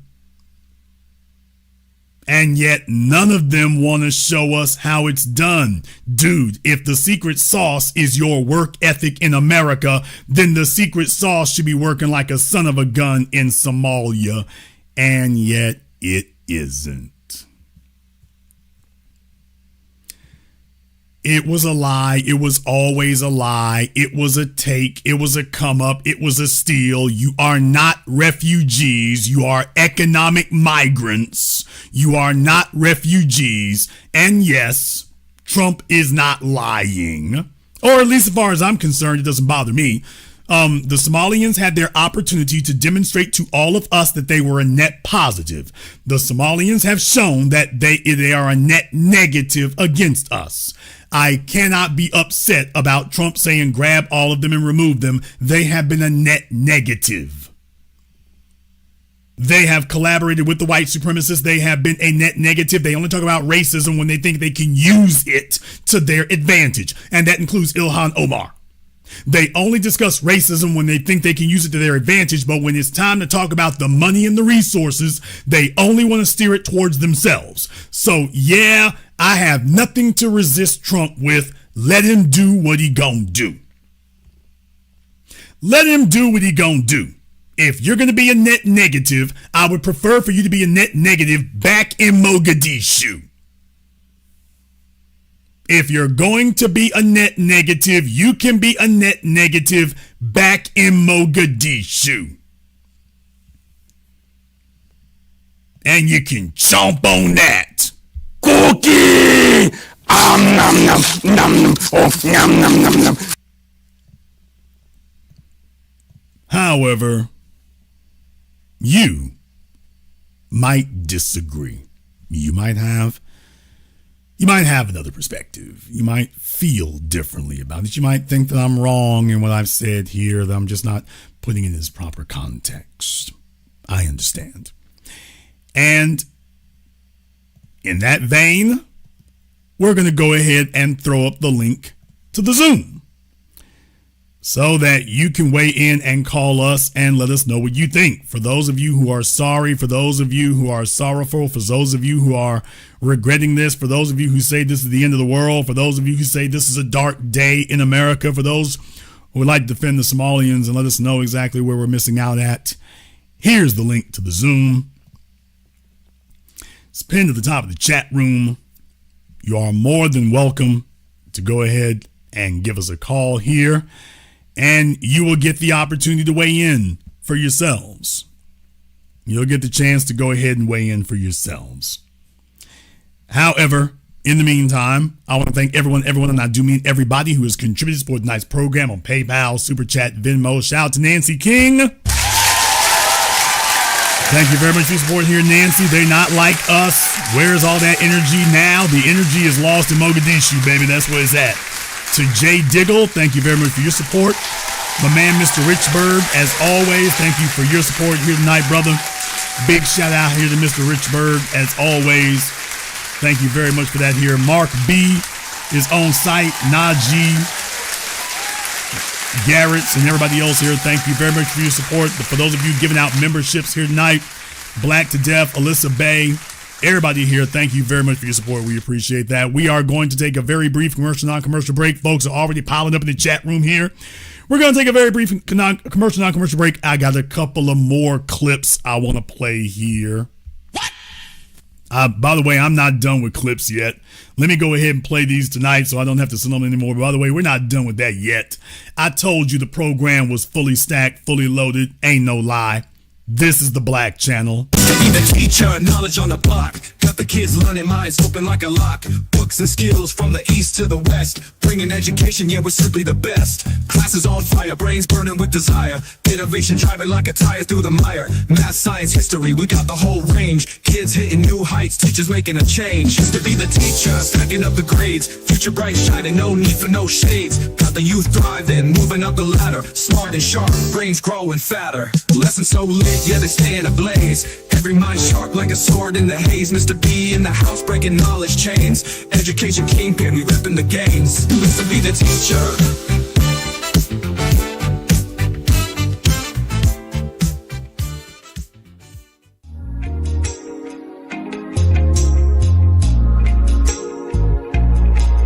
Order yours today to experience all the benefits of Ash Kickin' Body Butter. With skin so smooth and soft, you'll thank us for it. Shop Ash Kickin' online. That's ASHKICKIN.com.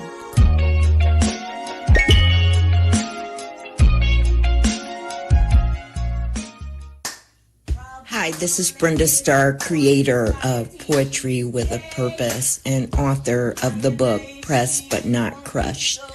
Pressed But Not Crushed is an anthology of political poems that address current and historical issues in American descendants of slave population and African American population.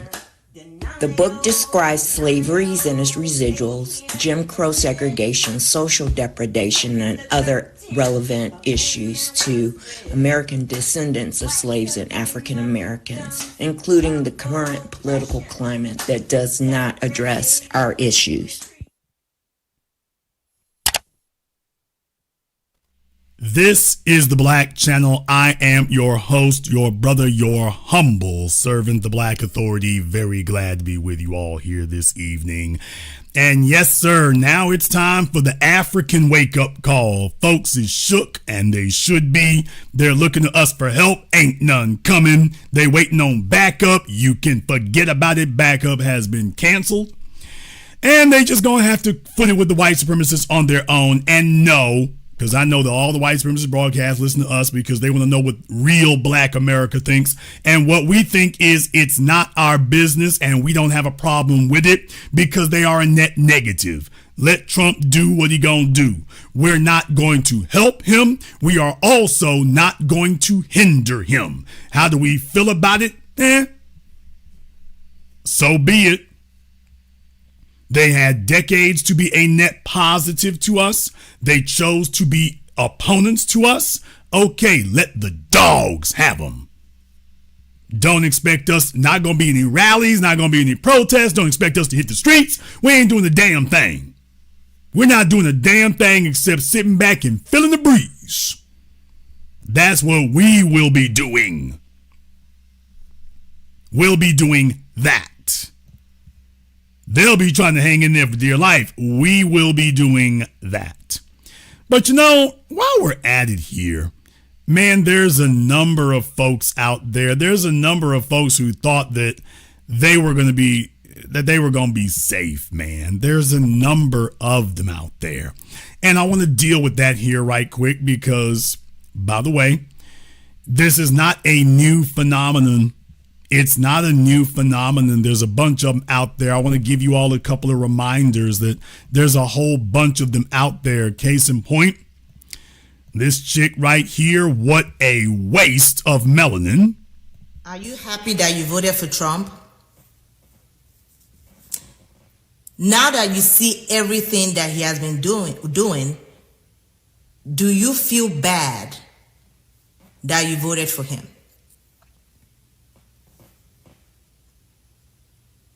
A lot of people warned me about voting for Trump, but I did not listen. I even lost some of my friends and family over the election.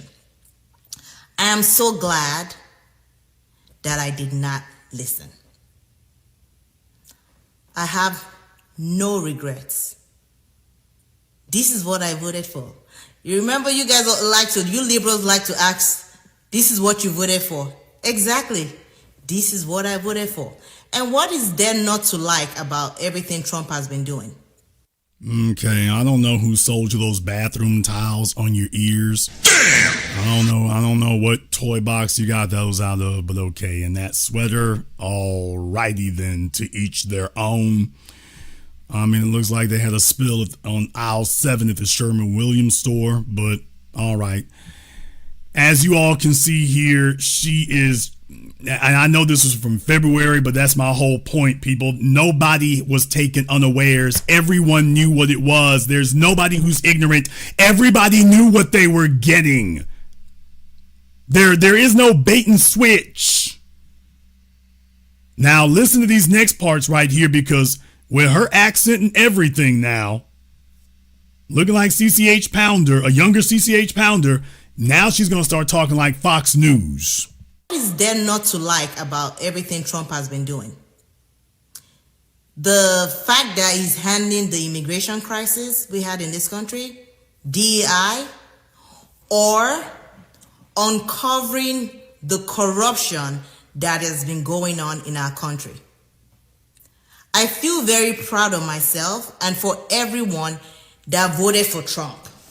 It took a non-politician like Trump to show us how foolish we all have been to blindly trust our government.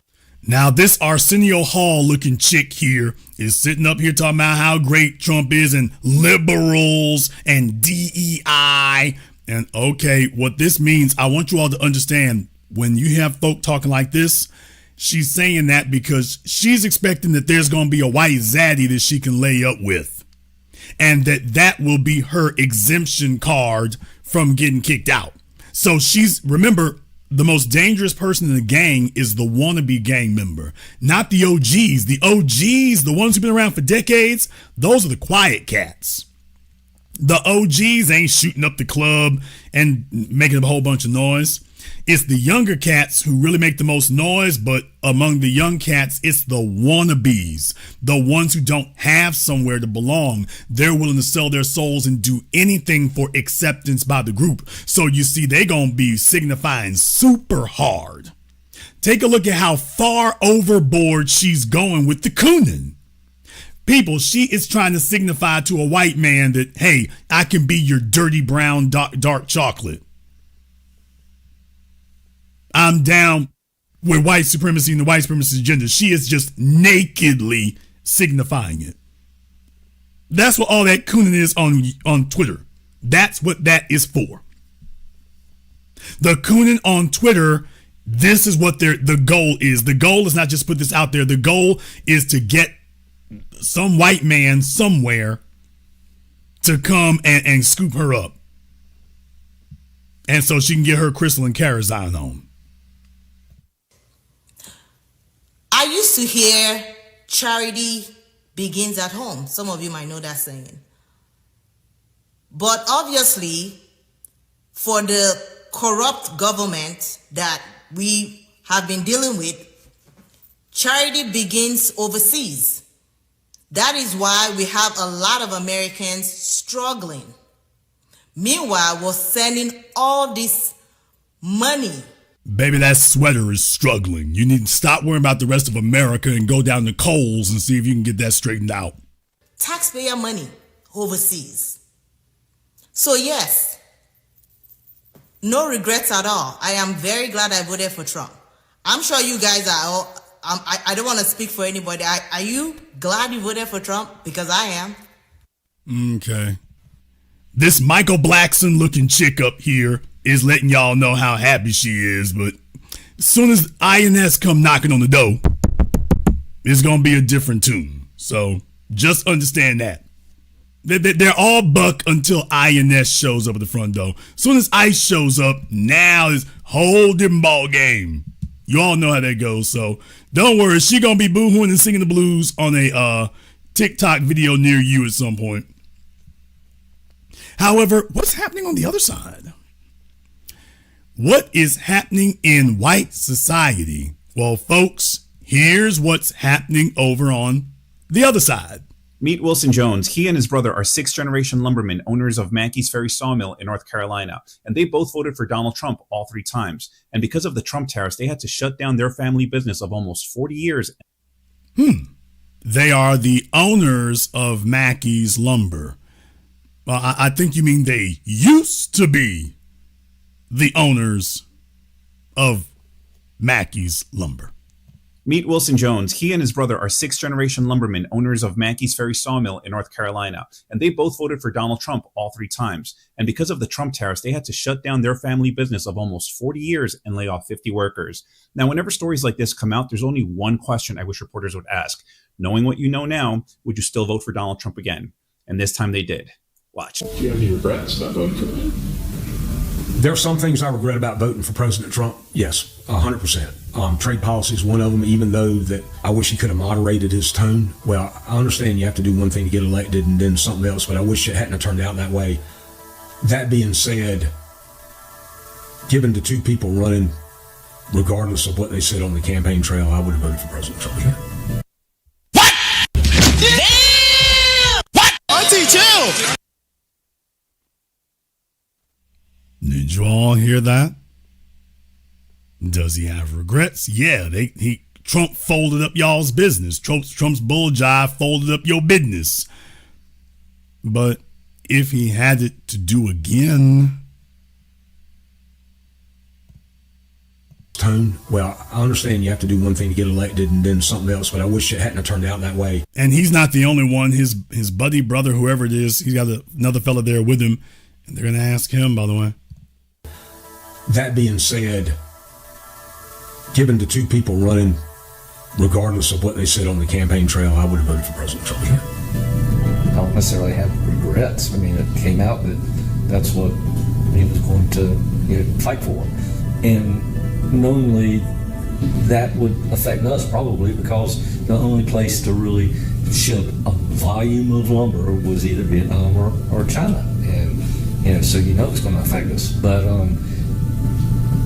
I don't, outside of not voting, I don't think I had a choice to vote any other direction. And this is why I roll my eyes when people say that Kamala Harris didn't connect with the working class, because the working class is literally out here saying that they would vote for Trump again after losing everything. Because yeah, people stop being stupid. They know what they're doing.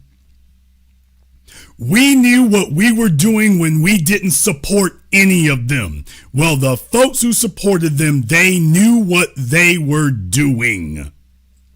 And the point I'm trying to make to all of you here is that these folks are willing to suffer for white supremacy. They're willing to suffer for it. That's the point. It's not accidental. This is not, oh, somebody made a mistake. These people are willing to suffer to maintain white supremacy. They're willing to lose their business. They're willing to lose their job. They're willing to lose their status in the country. They are willing to do it. This is how much they believe in it, that this is the sacrifice that has got to be made. The only thing that they're sorry about is that it acutely hits them. And here's the crazy part, y'all. Now, usually when a president does something, it doesn't directly and immediately affect us at the local level. That's rare for that to just be something that just something the president does directly hits you at the local level.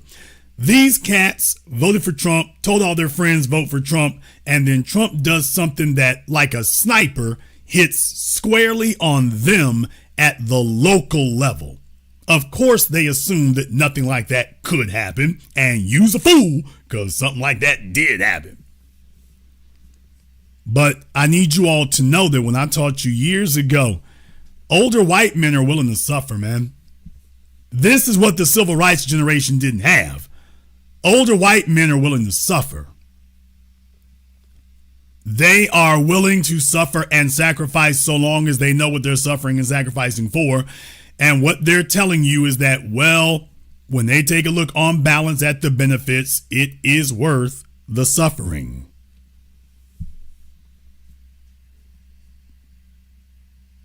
Because Trump has promised them that this is what's necessary to realign white supremacy, so they said it's worth it to them. They said that this is all worth it to them. And you know what? This fool right here says it's worth it to him too.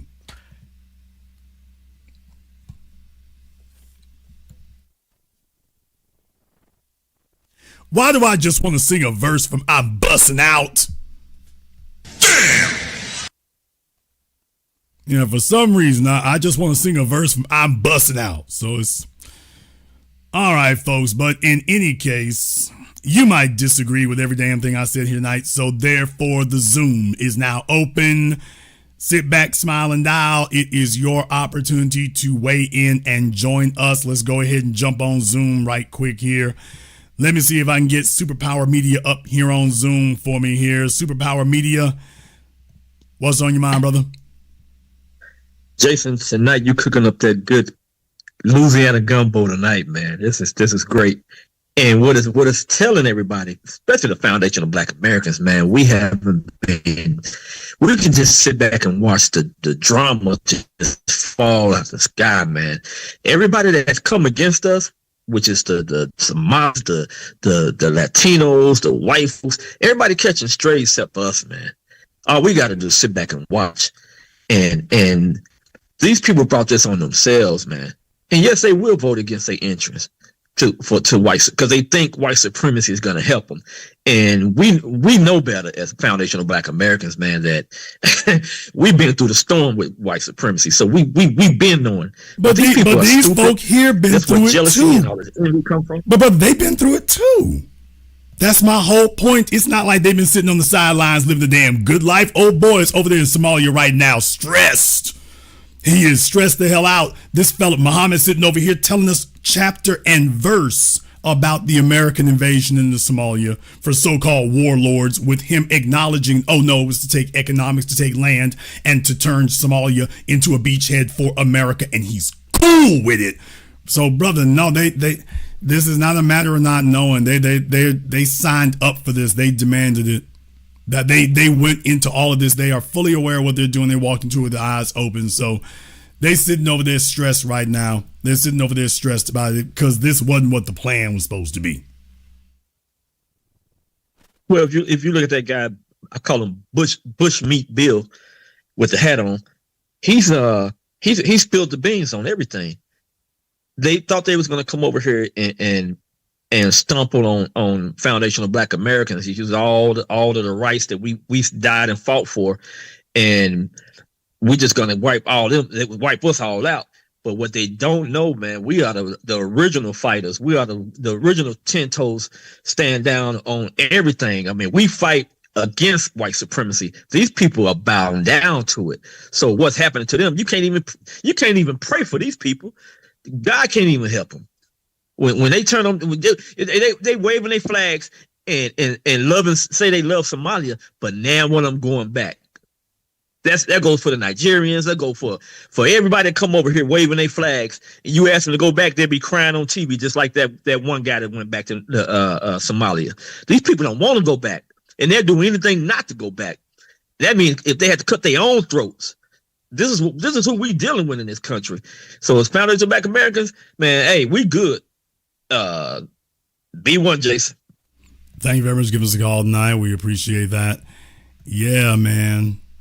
Like I say, Beetlejuice. What?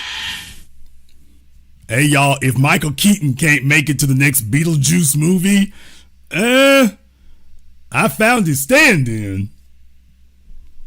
Yeah, just in case Michael Keaton can't come to terms on that contract for this next Beetlejuice movie. Just in case him and the producers can't come to terms. Yeah. He is the captain now. All right. Yeah, just if they need to make a sequel to Captain Phillips, if the producers need to make a sequel to Captain Phillips, casting will not be difficult. Let me just say it like that. Casting will not be difficult if they need to do that Captain Phillips sequel. All right, we got Yusuf up here on Zoom. Yusuf, what's on your mind? Hey, what's up, Jason? I've been sitting back looking at this Somali situation and just reflecting on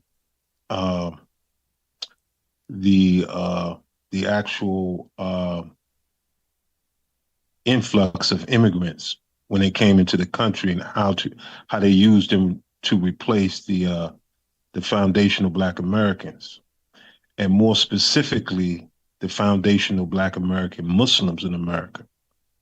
Because they had a meeting in 1977, about 2 years when the Honorable Elijah Muhammad died in 1975.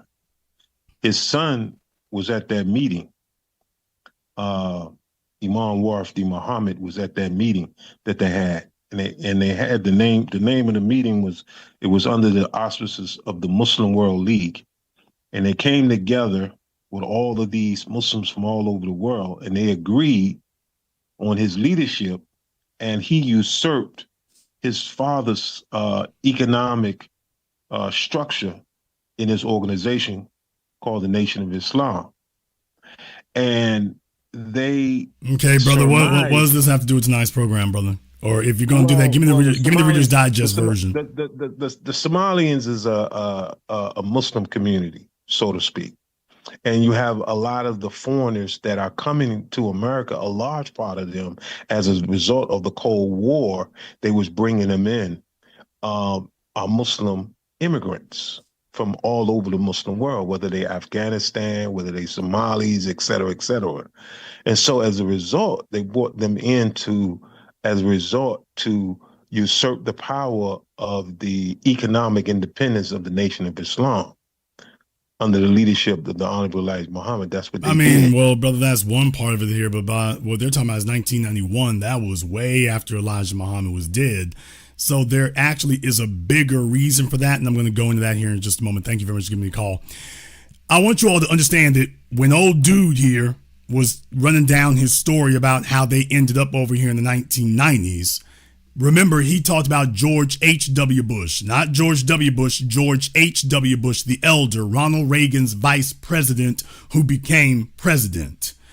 Folks, remember, before he was vice president, he was the director of the CIA.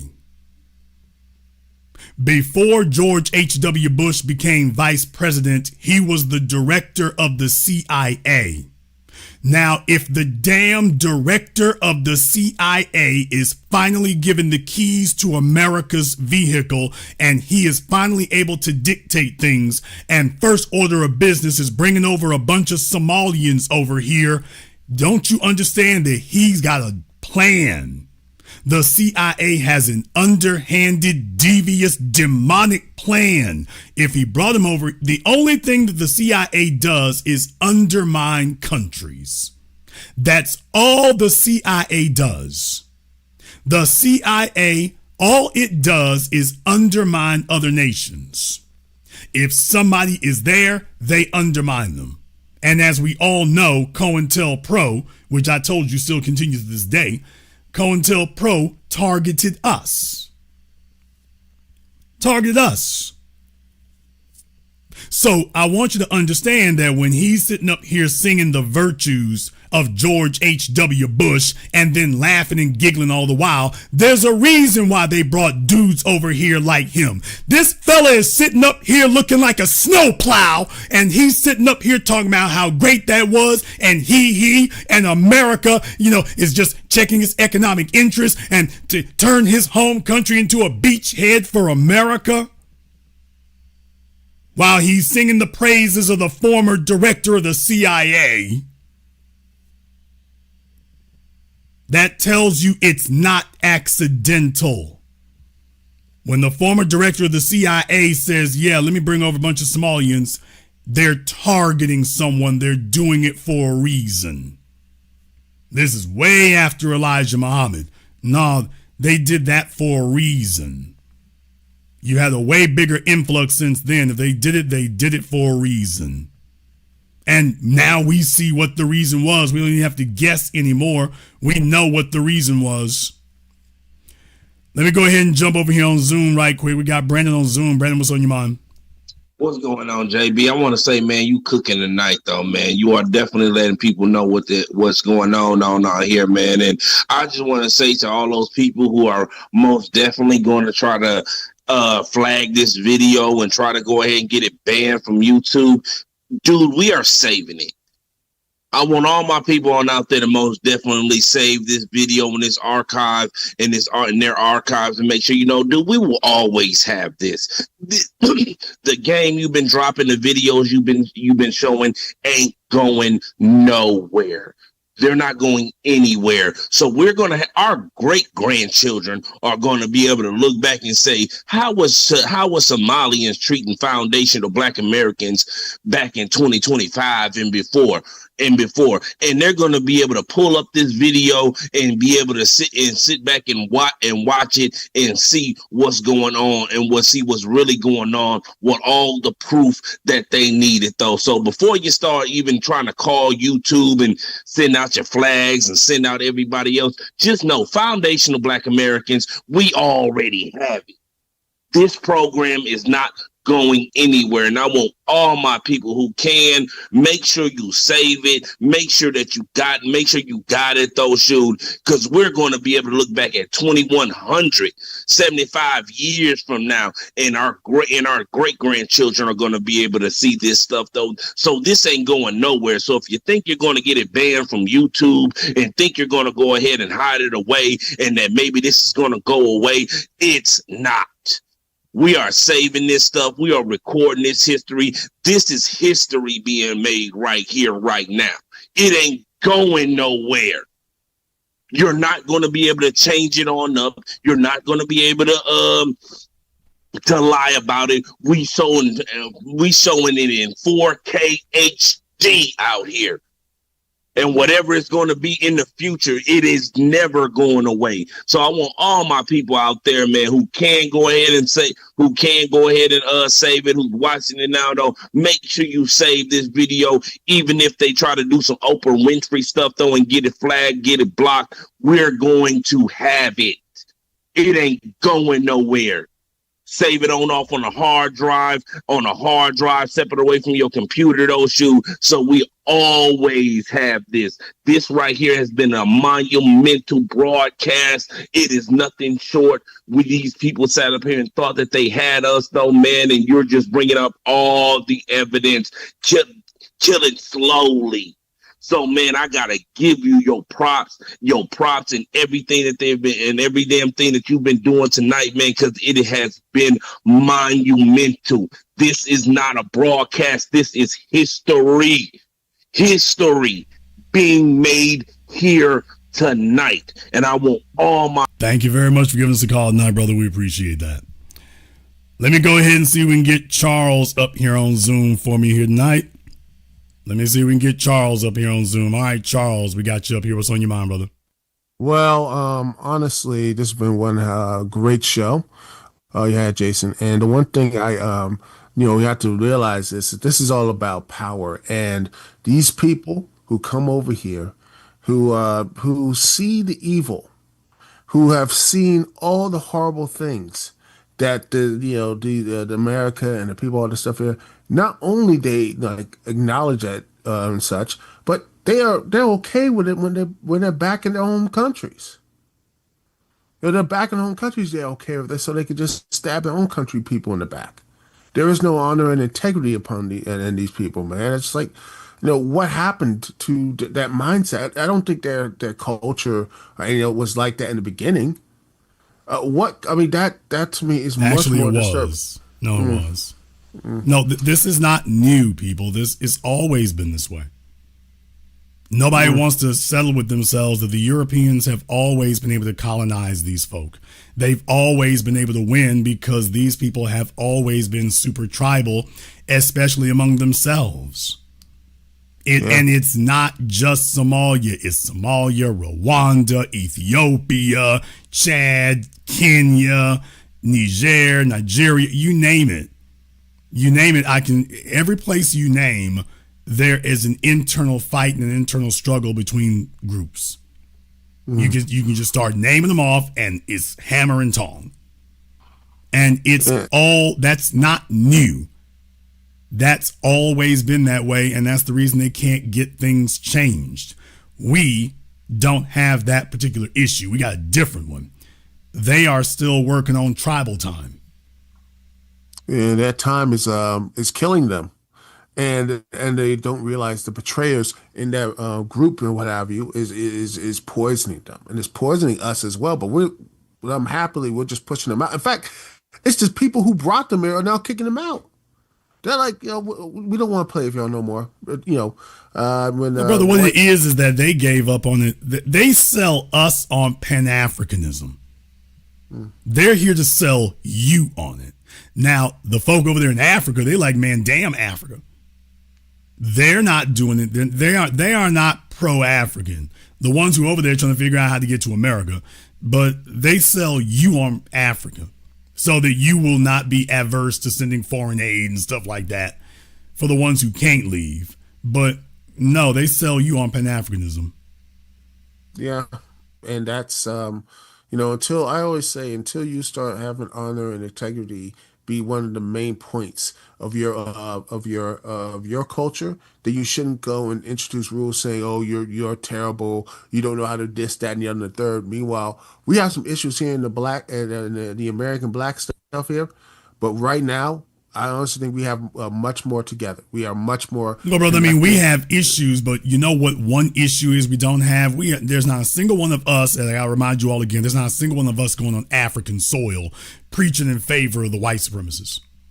Yeah. None of us get on a damn airplane, a boat, an inner tube, a Coke can, and go floating to Africa and tell them about you niggas is lazy and what they're not doing and why it's their fault. None of us are on African soil doing that. They can't name a single one. I shut down Pan-Africanism simply with that one point, and nobody's been able to resurrect it. So until you can start showing that, or until you can show they stopped doing what they've been doing. But it's not accidental, brother. They know it. They've seen it. We just have stopped playing along. They're the ones who've given up on it. They are. They sell that to you and me so that we don't sit up here and say, hey, y'all are a problem. But when you talk to them, there's no Pan-Africanism. There's no unity. Not with them. Hell, there isn't even a common identity. We can at least say black. It's all projection. We can at least say black. They don't even have a common identity. And you sitting up here feeding into Pan-Africanism when somebody would even have an identity. So for us, man, no, brothers, it's not an accident. It's the same old thing it's always been. It's not new. This has always been the problem. Thank you very much for giving us a call tonight. And let me say one more thing here, folks. Let me just keep it real with you. Folks, the Muslims have never been our friends. What? I mean, hey, man, let it go. Let it go. The Muslims have never been our comrades. They've never been our friends. Y'all just stop it. That is like Pan-Africanism. That was another thing that you aspired to, but it ain't something you're living. It's not something you can point to and say, there it is. You want to talk about the Nation of Islam? Let's keep it a $103. The white Arabs, they don't even consider the Nation of Islam to be real Muslims. Now, nobody wants to talk about that. So before you start bringing that up, them folks, the Arabs, Muslims from outside America, they do not consider the Nation of Islam to be actual Muslims. Don't believe me, folks. Look it up for yourselves. But then again, most of you who are older, you already know. Oh, they've never considered the Nation of Islam to be real Muslims. Never. They consider the Nation of Islam to be some weird cosplaying organization, but they do not consider the Nation of Islam actual Muslims. Now, that's the reality. This is why you've never seen the Nation of Islam. Okay, the Muslims and the Nation of Islam, they don't get to get booed up with the Arabs. The Arabs got their liquor stores. The Arabs got their hotels. They do not cooperate with or mingle with members of the nation. You show me in Chicago where they co-own a business. I'll wait. Muammar Gaddafi wasn't doing nothing for you. Stop that damn pipe dreaming. At least if he was going to get knocked off, if the Mexican cartels can smuggle in money, why is it that Muammar Gaddafi couldn't have done it? Y'all sit up here and keep chasing these things like puppies, and long after the cars run off the damn road, you're still running around. I'm just saying, folks, let's just keep it real. Come on. They never consider the Nation of Islam to be Muslims, and I'm not speaking on whether or not they are. What I'm just saying is stop pretending that Muslims from outside of America were ever down with us. You can't actually point to anything of any real substance. I can show you plenty of examples where they say you're not real Muslims, but let's just keep it a $103. It's not a matter of the government. The Muslims don't fool with you like that. They've never rocked with you like that, ever. Ever. It was never like that. And all they can hang their hat on is Gaddafi. What about Jordan? What about Saudi Arabia? What about the United Arab Emirates? What about all those other Muslim and Arab countries? What about them? If the best you can do, the only one you can do is name Gaddafi, name any of the other Muslim countries that acknowledge you. Any of them. And if y'all are totally honest, you'd be like, oh, sorry, critical thinking. We don't want to do that because, yeah, that introduces very, very difficult questions. You can't name anybody else who even acknowledged them. So I'm just saying, stop pretending. Just cut it off. If folks don't rock with you, okay, but stop pretending.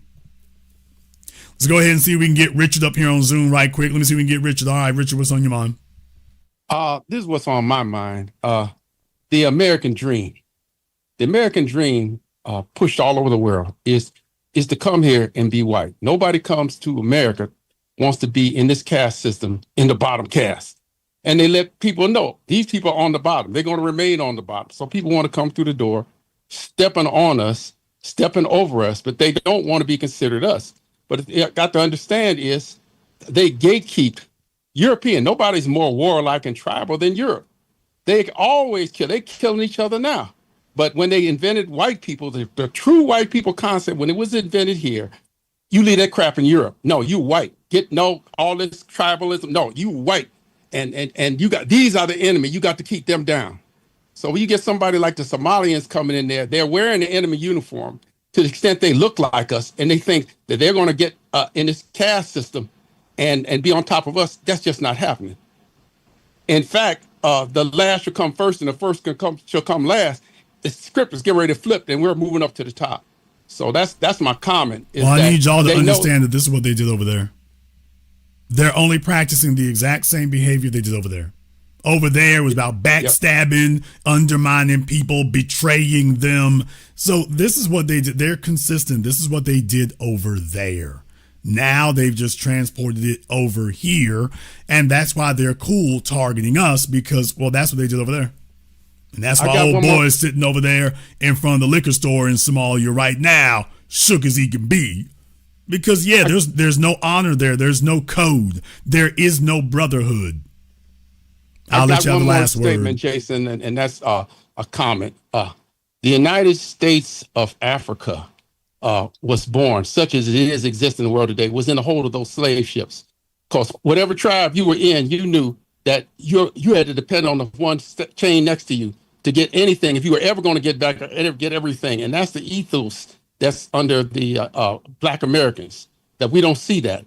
The other thing is that they revoke, these are hard times, so they're revoking the white cards that they gave to those people. See, people who thought they were in the upper class and the upper caste are getting their cards revoked with this immigration thing. And that's my comment, Jason. I'll leave it there. Thank you very much for giving us a call tonight. We appreciate that. Yeah, like I say, these are not new things, people. It is not new. It is not a new thing. And once again here, folks, just to put a button on the Muslim thing, man, it's just like with the biracial stuff. I need folks to wake up about these things. Everybody wants to claim a bunch of stuff and things. I just need you all to understand. You can convince me about the Muslim thing when you can show me where your Muslimness is honored. Show me where in the Middle East your Muslim status is honored. Show me where in the Muslim Middle East, show me where your Muslimness is honored. If you are actually a Muslim, you should be able to show me where it is honored. No, don't you tell me you're a Muslim. Show me the folk from over there who say you're a Muslim.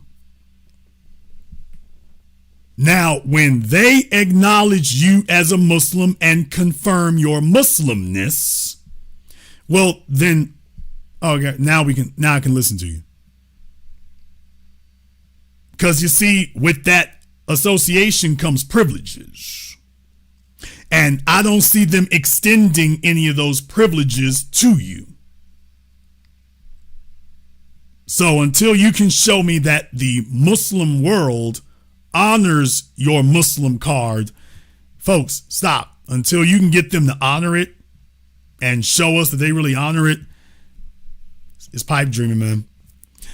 Let me go ahead and see if we can get Brother Elijah up here on Zoom for me here right quick. All right, Brother Elijah, you're on Zoom.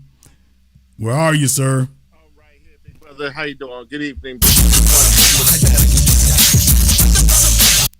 brother, excellent, excellent broadcast, black man. I just before I go and say what I just want to add, you said the Middle East. We can even point to even those Sambo tethers in Africa, like Chad, like Nigeria. To my understanding, if I'm correct, Nigeria. Yeah, Myron Gaines and the Sudanese. Myron Gaines and the Sudanese. I mean, you Yes, can't. sir. You don't have any support, man. You ain't got no Right. backup. You ain't got no support there. That's just a pipe dream. Exactly. So, look, can I use your words real fast? You're just a Muslim in name only. Okay, I'm not putting, whoever practices religion, okay, because it's just like the Christians. You go over there to Rome, they're not gonna honor you being a Pentecostal or a Baptist. Right. I'm not dissing about the members of the Nation of Islam. What I am saying, I know. what I am saying though is, I'll repeat it again. But I know you're not saying that. But I'm just saying, I'm not dissing any of them. I'm just saying, hey, let's just keep it real. You all say you're Muslims. I'm not denying it. What I'm saying is the other Muslims are, and show me where they actually accept you. So don't tell me that they're a part of what we are and this, that, and the other, and they don't even accept you.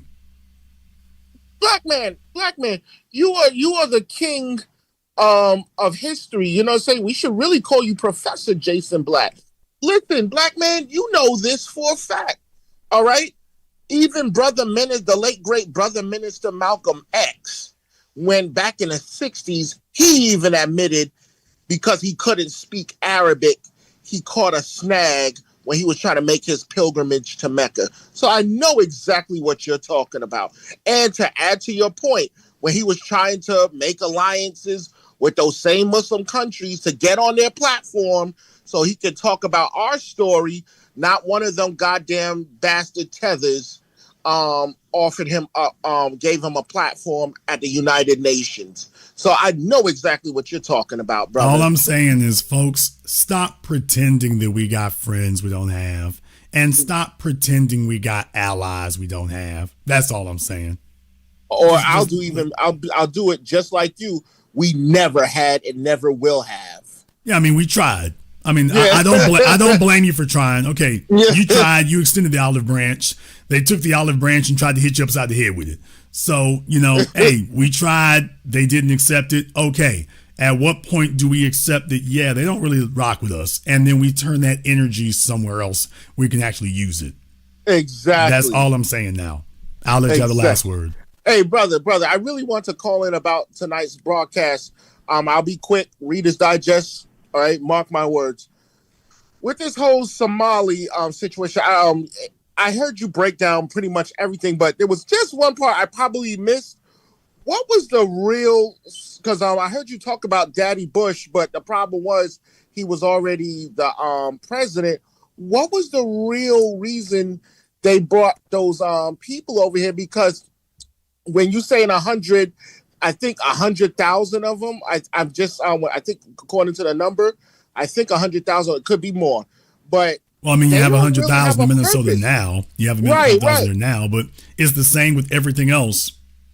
The American Social Order's primary directive is to suppress the foundational ethnic group. Right. Because we are the only group that has a legitimate grievance, and we are the only group that is committed against white supremacy. The only one that they have been able to crack, have been able to break. And as a result, they are constantly running a campaign to make sure they undermine us and destabilize us. Sometimes it's overt, sometimes it's covert. Bringing over a bunch of immigrants has been an effective way, or at least they hoped it would be effective. And it was for a little while until we just said, you know what? Yeah, they're not like us. Now that weapon no longer works. And what do you know? Now that we rejected it, all of a sudden they want to get them out of here. So as long as we were saying kumbaya, they were bringing them over by the boatload. Soon as we said we don't rock with them anymore, now they're grabbing them up and throwing them out.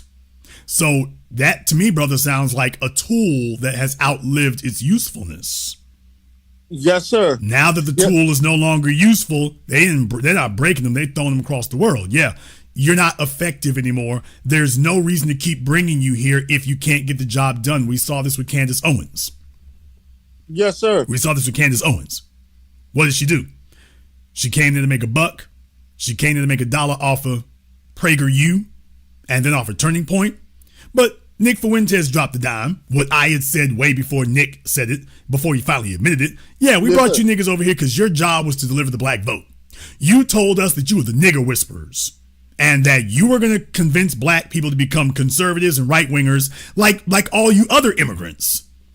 You said you immigrants told us that you were going to be able to make the native black folk just coons just like you. That you knew how to talk to them and they would drop their guard and they would back it. And that's an investment that never paid off. You can't do it. And Nick just said, yeah, you have failed. It's over. And the only reason we pretended to be okay with you was because we thought you were going to be able to undermine those people. You failed at doing that. You don't serve a purpose anymore. And what do you know? Out she goes.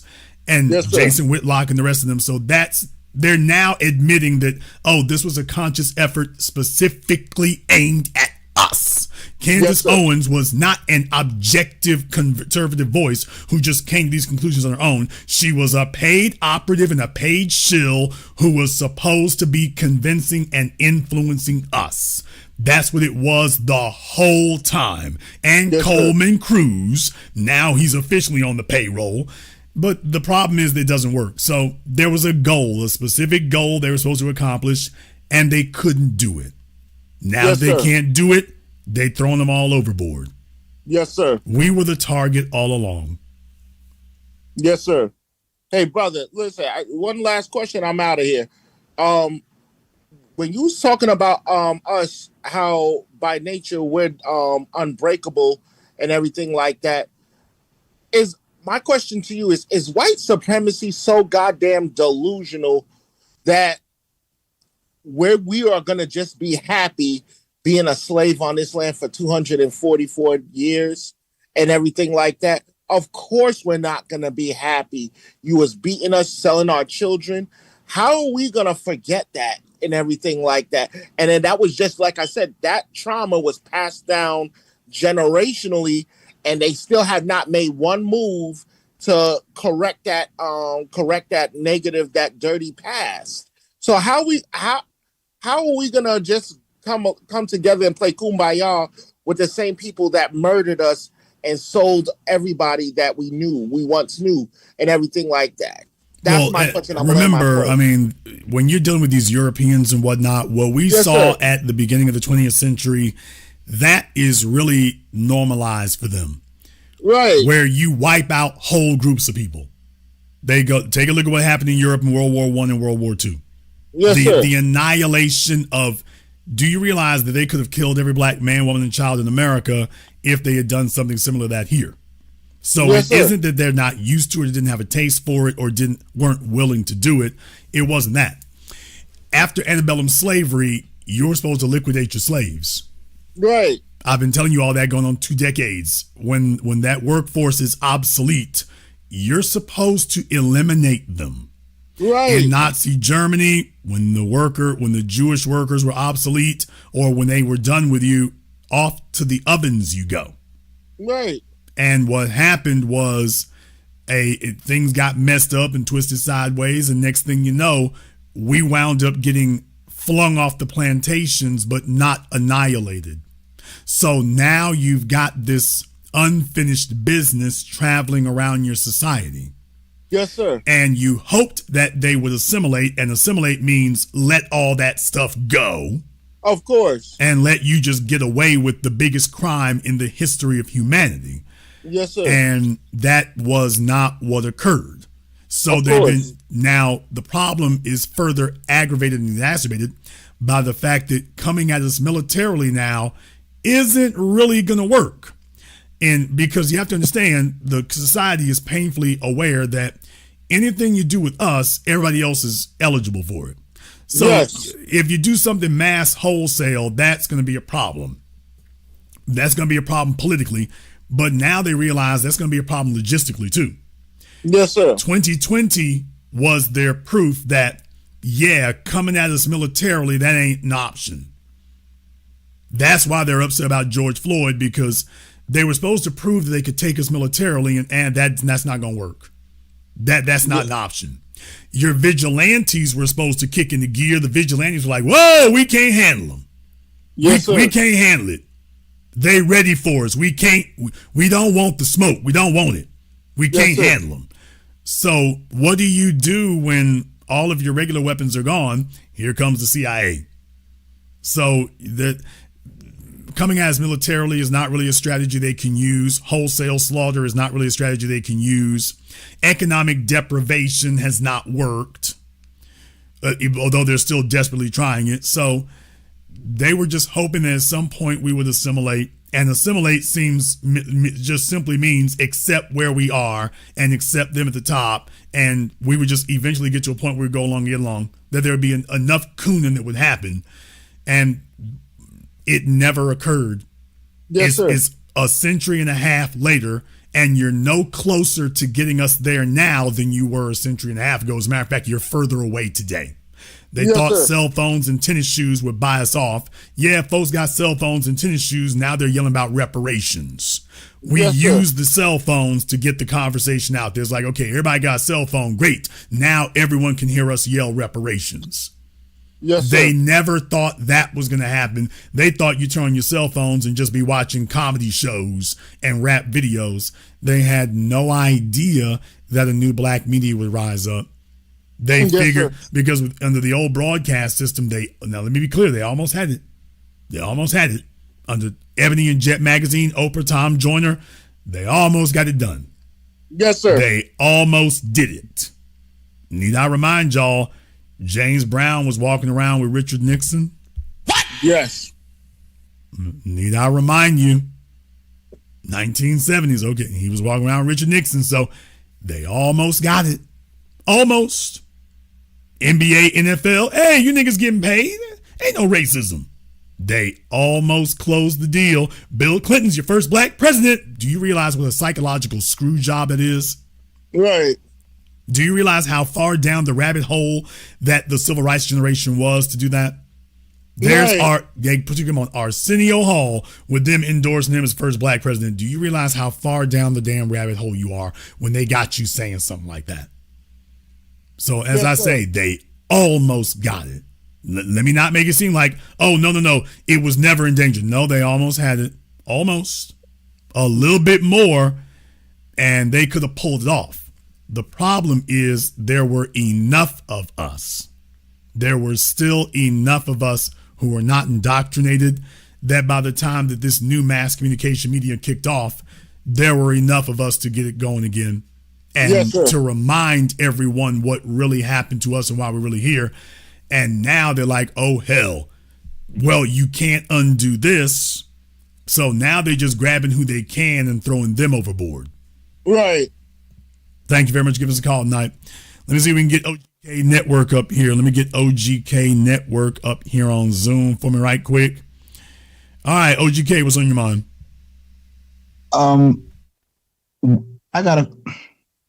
Why do the Pan-Africanists have this delusion when it comes to the foreigners, when it comes to disrespect that they show the lineage? I don't want to call his name out, but Professor James Smalls, you would have to look at Tariq's program, and if you look at Tariq's program, you see the disrespect. Because understand, you can be, unknowledgeable, but you don't have to be disrespectful.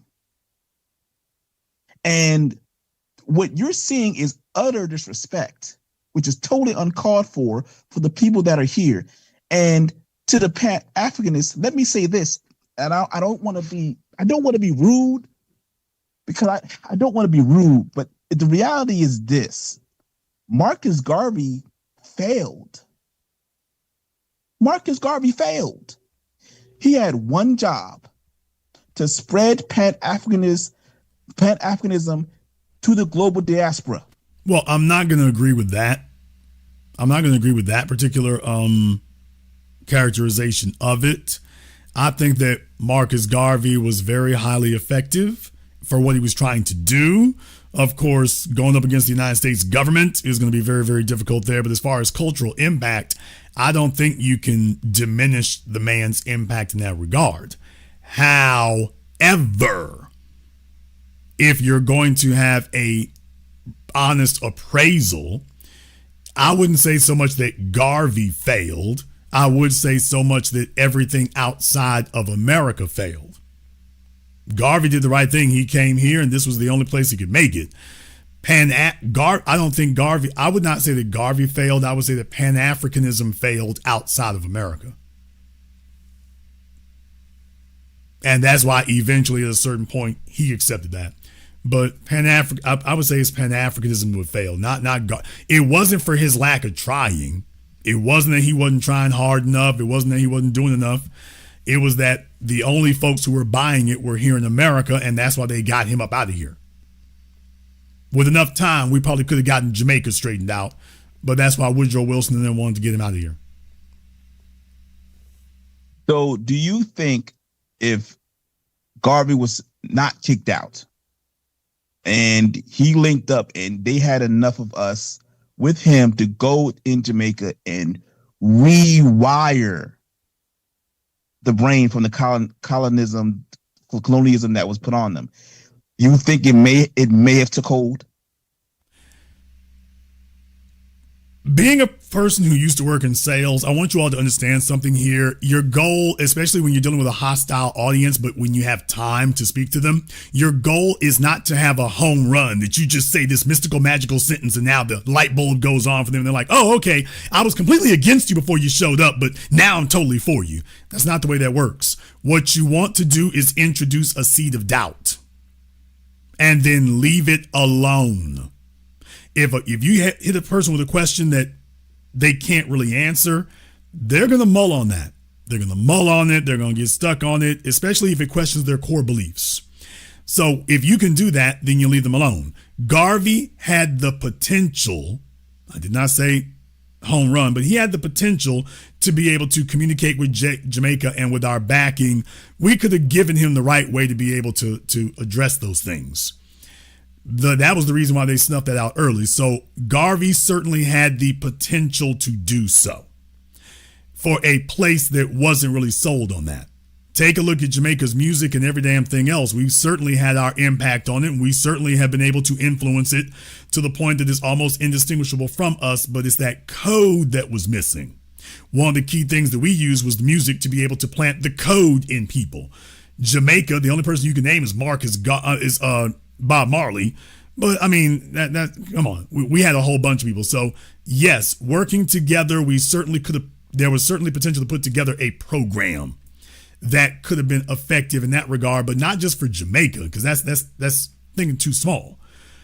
I think they were much more concerned about Britain.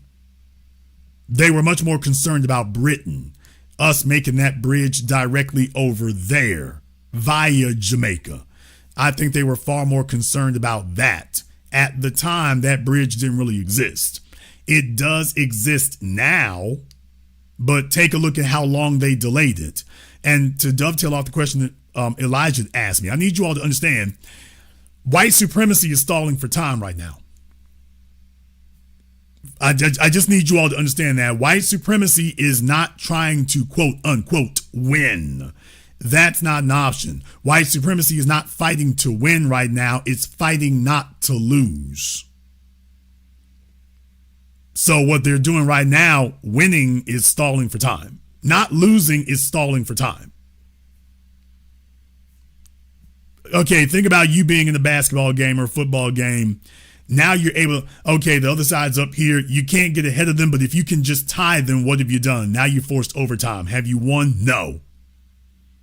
You up against a team with Michael Jordan, Dr. J, LeBron, Steph Curry. Can you beat them? Hell no. Okay, then what are you really fighting for right now? Why are you still trying to tie them? You're fighting not to lose.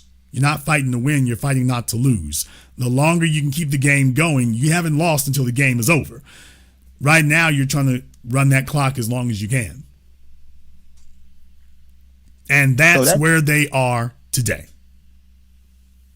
So basically, that tells them what Tariq said when he said the only way they can probably hold power is through apartheid, but you can't apartheid us because you tried it before and it's not going to work.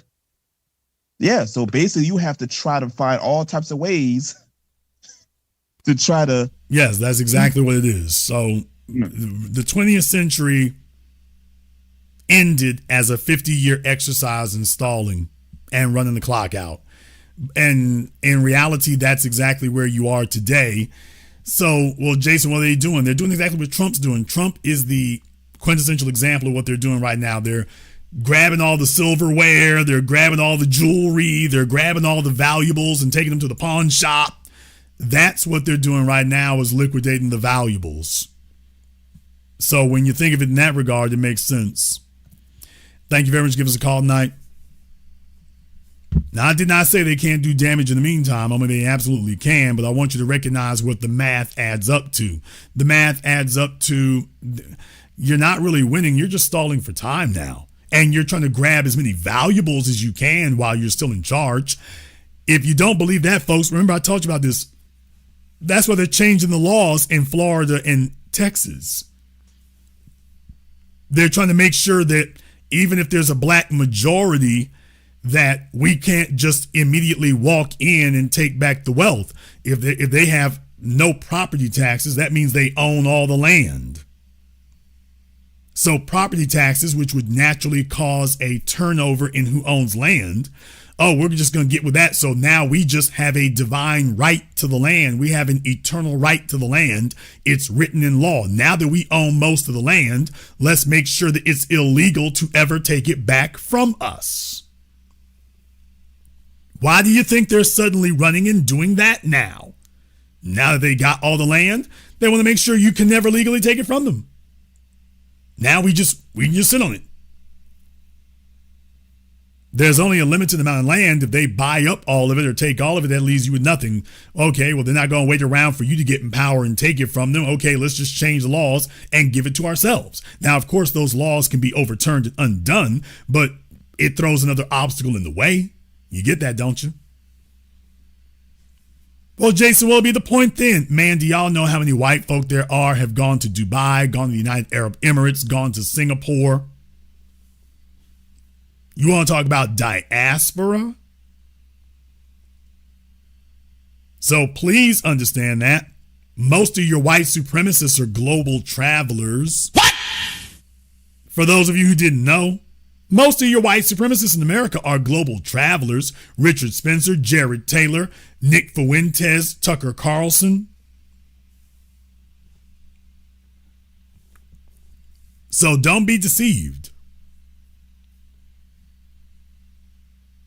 If things get worse, they're going to look for a white enclave to go to.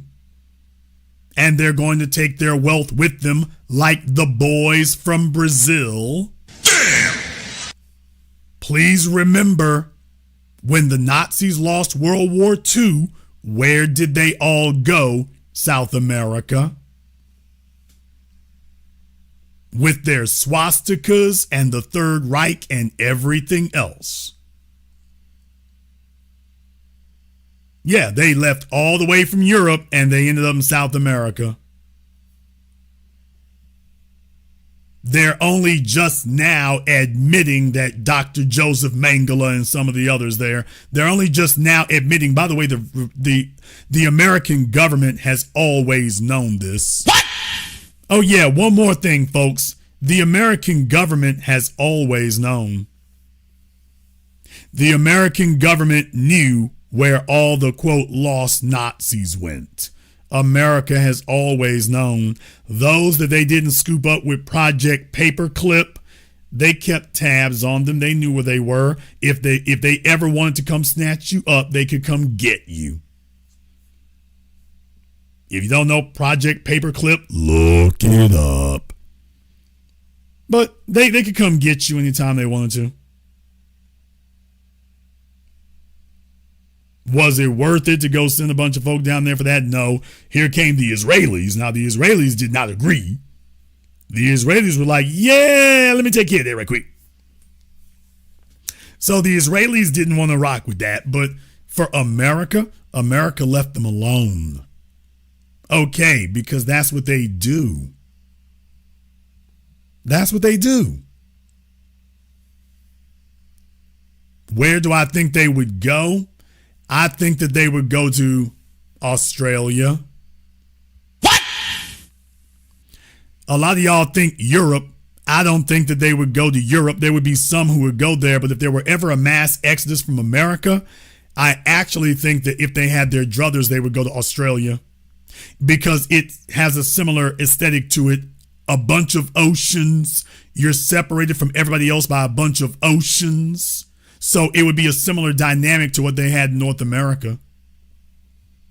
They would see Australia as another. It's not quite as big, so it would be easier to keep out undesirables and defend it. But in reality, probably think about something like that. If it ever came down to it. If it ever came down to it. But don't be deceived about that. And don't be deceived that we are the target. We've always been the target. We are still the target even today. Even today. We are still the target.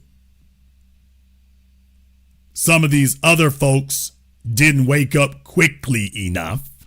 Some of these other folks have been super slow.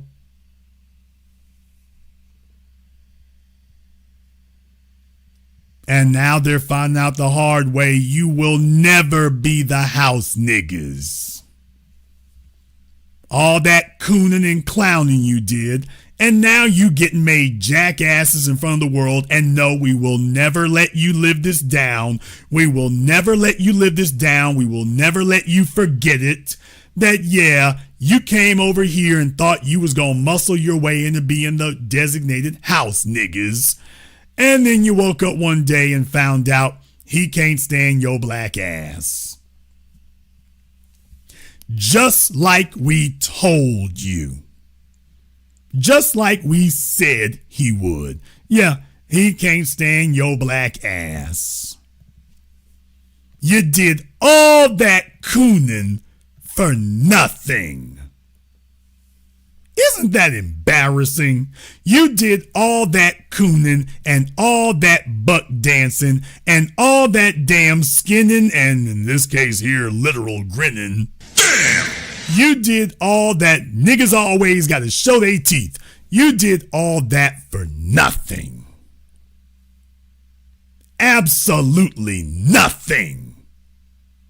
You didn't walk away from the left walked away from you. Well, now the right done walked away from your ass too. You are people without a nation. You're also people without allies. Not any significant ones. It's just y'all, and they want y'all to get together so they can grab you all up. Man, it sucks to be you. You sold your souls and hoard yourselves out and made permanent enemies of yourselves to us for nothing. Just like we said you would. It was all useless. Well, we're going to let you all get back to what you were doing before. You can go walk down the streets. You can dodge ICE. Or not. You can get on social media and complain. Doesn't matter. Nobody's listening. Ask the average American how many Somalians they know. If you're looking for support, ask how many Somalians the average American knows. Remember, you all keep to yourselves, remember? Yeah, if you waiting on backup, CNN having your back ain't enough. Remember, you all keep to yourselves. Oh, well, the average American doesn't even know any of you. I got a feeling old Mogadishu crash out about to have a lot more company here shortly. Hang tight, old boy. Some of your kinfolk from back in the States. Yeah, I got a feeling you're gonna have some company here in just a minute. You're gonna have friends and relations showing up in just a minute. Keep your head up. We're gonna go ahead and wrap things up here tonight. I want to thank everyone who has contributed to tonight's program on PayPal, Super Chat, Venmo. Shout out here to Cyberdyne. Thank you very much for the support tonight here, brother. We appreciate that. As always, shout out here to Don DeLemon, St. Pariah, or St. Louis Pariah, whatever, STL Pariah. We see you there, brother. We appreciate that.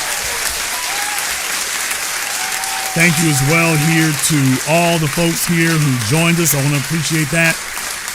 If you are new here to the Black Channel, welcome to the Haven of Intelligent Black Thought. We do this every holiday weekend, some days in between.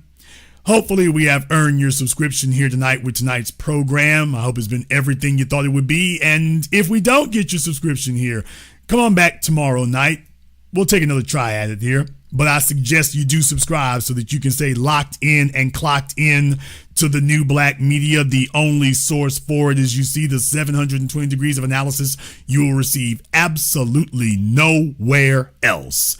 If you have not been to our website, blackchannelfilms.com, check out our groundbreaking best-selling documentary work, blackchannelfilms.com. That is blackchannelfilms.com. And to all my folk online here, I've been running around the country here, getting some things together. I've been making some moves. I've been doing some stuff. I've been out of pocket here for a minute, but now I'm back on the block. I'm back here, so I'm going over emails and stuff. We're going to go ahead and get all that knocked out and racked out here. I started here yesterday. We're going to be getting some more of that together, y'all, so hang tight. We're going to get you caught up. I want to thank all of you for tuning in to tonight's program live or recorded. Thank you all for liking, subscribing, and sharing. And this concludes tonight's broadcast of the Black Channel. I am your host, your brother, your humble servant, the Black Authority. And until next time, my brothers and my sisters from around the world, remember, black is the future, and the future is uncompromising.